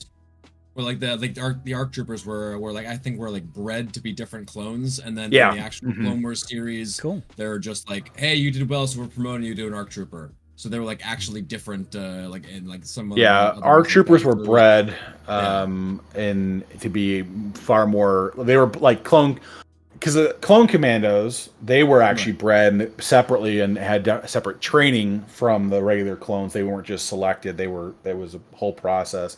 But they allowed clones to join the ARC Trooper that program that met the qualifications or whatever the hell they want to say that. So I don't know. In the Clone Wars series, they're pretty vague on if it was like an intentional like breeding program to get ARC Troopers. But they definitely Regs could definitely join that program. So there was clearly a level of like, I'm not, I'm better than the average bear, so promote me to somewhere else I can go that is better for my skill set. Yeah, I didn't watch that original series a whole lot. I mean, I guess I wouldn't be 100% opposed if there was somebody awesome from the show that would could come in, but I'm in general indifferent to that. I think there's enough new stuff coming out that they don't really need to dip into to that. So I would like to get Mando with the spear at some point, or at least some of the new newer content, and something else in there. Get Bill Burr in this Galaxy here. Oh yeah, I would like to see some of the Mando season 2, or that's season 1, isn't it? No, well, it's both. It's both. Is that season? Okay, I guess he's in both. Yeah, it's a little bit of both. Yeah. There's his little Magnum thing and shooting around. I would be okay with some more random characters for that kind of stuff. I really want another year of time, which I don't know if Ahsoka even wants to wait that long now, because I thought, what is it, the Mandalorian Grogu movie is the first movie to come out, and it comes out in 2025. It's not a whole lot of time considering things. But the Mandalorian Grogu movie is not going to be covering the events of Thrawn's return. That's a different movie. Yeah. And that's not slated to come out until the winter of 26. It's like, if we're waiting for like GL Ahsoka until, oh my god, that's 2.5 years, 3 years from now, it's just like, oh, that's a long. And that's I just feel like we're gonna have to go a little off the beaten path for a while, which is fine. I'm okay with that. I like a little bit more creative freedom in who we introduce into the game, and not being tied to whatever has been on the screen recently. Yeah. Well, it's always exciting to get any new characters, to be honest. But I prefer things that are a little bit more recent. I want to see Ahsoka content come to the game this year. And I think after we've... I feel like we can get stuff from Ahsoka. It just won't necessarily be Ahsoka or Thrawn as GLs. I think we can absolutely get Night Sisters and stuff like that. It's way too early to have them as GLs. Way too early. Yeah, but I can't see another version of Thrawn coming into the game that's not a GL. Yeah, well, that's what I'm saying. Like, we can have Ahsoka content without Ahsoka and Thrawn. You know what I mean? Sure, yeah, no, I'm with you on that part of it. Yeah, we could get Baylan and Shin tomorrow, and everyone would lose their ever-loving minds for it. Yeah. And then 2 years from now, they'll be required for GL Thrawn, which is fine. I'll be okay with that. Yeah. Absolutely. You'll get no complaints from me. Yeah. Yep. I'll be like, Gungans, screw the Gungans, I'm getting Baylan. Whether or not I get the 330 pull, somehow Baylan will be 7 stars day 1. Relic 9 immediately. Like, how did that happen? If he's a tank. If he's a tank. Look at him. Of course he's a tank. Oh yeah. He just screams tank. He is quite literally a tank in the show. Like they make him a tank. Yeah. Yeah. He looks like a monster. He looks like a like a Malgus type character. Tank that can just do one big hit. His combat style was very very protective. He could be a tank. Yeah, I'm down with it. And that armor that he wears, it screams like, try and hurt me sort of thing. So I would love for them to take a spin at another. I know I can't even say these words without cringing a little bit. I would love for them to take another spin at an UFO team, with Baylan and Shin, and bring in Spoofo? No. But had Baylan and Shin and Morgath, and then Merrick, the other Marok. Inquisitor, have a full dark side UFO kind of. Yeah, why not?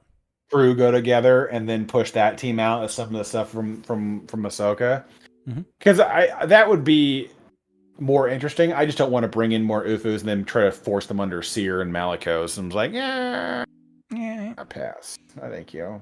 Yeah, I'd like to see those guys in the game. But that is actually all of our questions, ladies and gentlemen. That's all of our questions. Anything you guys want to cover off before we wrap things up here, like a nice little biscuit inside of a tin? I've been watching too many British cooking shows here recently. No, I'm just hungry. I'm just very, very hungry. I know, but it's one of the things on every season of, I think it's the Great British Baker or whatever. I don't remember whatever my wife wants to watch. It's every time, it feels like every other week is a biscuit week. So I mean, having some PTSD now. You can't knock a good biscuit, my friend. You can't knock a good biscuit. No, I'm not. I know I'm not. It's just funny that there's in British cuisine it's such an important thing because, like, for me, a biscuit, it's a big fluffy thing, and you guys, a biscuit's a thin little crisp, comparatively speaking. Probably in comparison, yeah. But yeah, we like a good biscuit. Wolfie, how about you? Anything else you want to cover off today? Good, sir. I love biscuits. Biscuits are amazing. Holy crap! Let's talk about biscuits.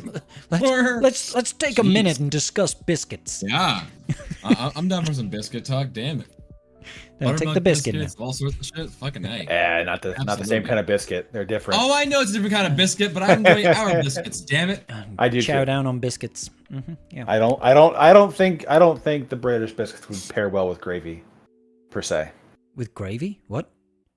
Yeah. I mean, we could probably try it.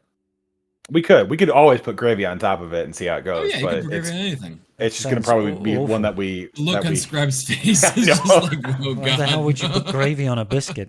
Like, because our biscuits would be more like they're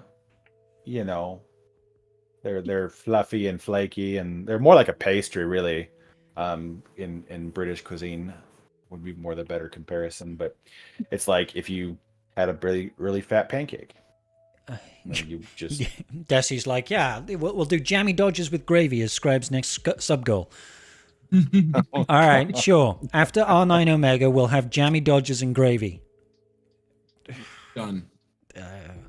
like a scone. Yeah, I guess that would be it. Not like as a sweet scone. though. It's not as sweet though. Hang on, that do you is, think that's a sweet. scone isn't as sweet as your biscuits? No. A scone is sweeter. much sweeter. Oh, I was going to much say, sweeter. Holy hell, how sweet are your biscuits?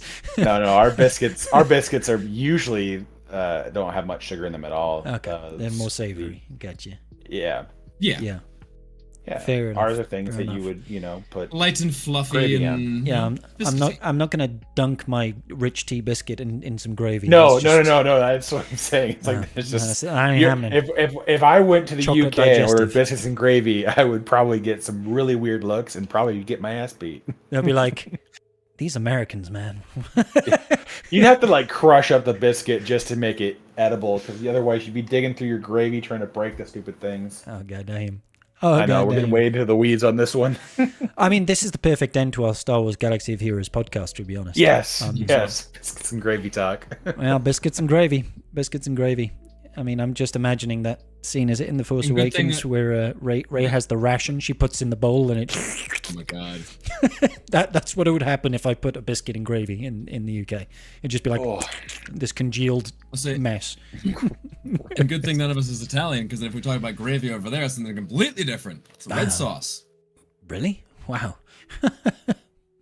Oh yes, sometimes we'll call at least over here, and the Italian immigrants over here will call gravy like marinara sauce, like the red sauce. We'll just call it gravy.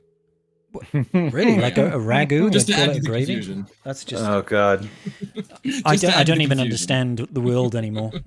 All right then. So that'll do for episode 25, quarter of the way to 100, halfway to 50 of Tribe Talks. Thank you all for listening or watching. Make sure you like the stream if you're on YouTube, and say something if you're watching it on Spotify or all good podcast hosting. We're 100% of the way to 25, so. Yeah, more or less. I'd say I think that math checks out. Yeah. So thank you, Carthrick. Thank you, Wolfie, my wonderful co-hosts, for joining us once again. I'm sure we'll be here next week to talk about how awesome Balin Shin is in the game, and all be surprised when we get the 14th return of Bo-Katan on Thursday. But still no sign of Jedi Bo-Katan is Khan. coming back. Yep, well, probably. And it's brand new information. I'm not at all surprised. Cool. All right. Big love, y'all, and see you all very soon. All right, let's find someone to raid into, shall we? Sorry, YouTube folk, I can't raid you into somebody, but if you want to join the rest of the tribe, we're probably going somewhere on Twitch that might have somebody streaming something. Somewhere. Death Helms is live. Death Helm is live. He was live before we started. He's going hard, bro. He's doing Baldur's Gate 3 though. I don't know if there's anyone doing. Star Wars. There's one person no. doing Star Wars in Spanish. Star Wars in Oh, there you Spanish. go. Que bueno ere. What's his name? Or his? Or SR no, that or can't be what? accurate. Sorry, I was looking at the upcoming streams. Death's Helmet is. That's far too much fannying around that I would even like to engage 4 in. minutes. 4 minutes for Calvin, but there's no Gak, and then there's Shaka. Yeah, that's fine. Y'all can go see Death's Helm. I love y'all. See you on the stream tomorrow. Hasta mañana. Bye. Love y'all. Dun, dun, dun. Get the fuck out of here.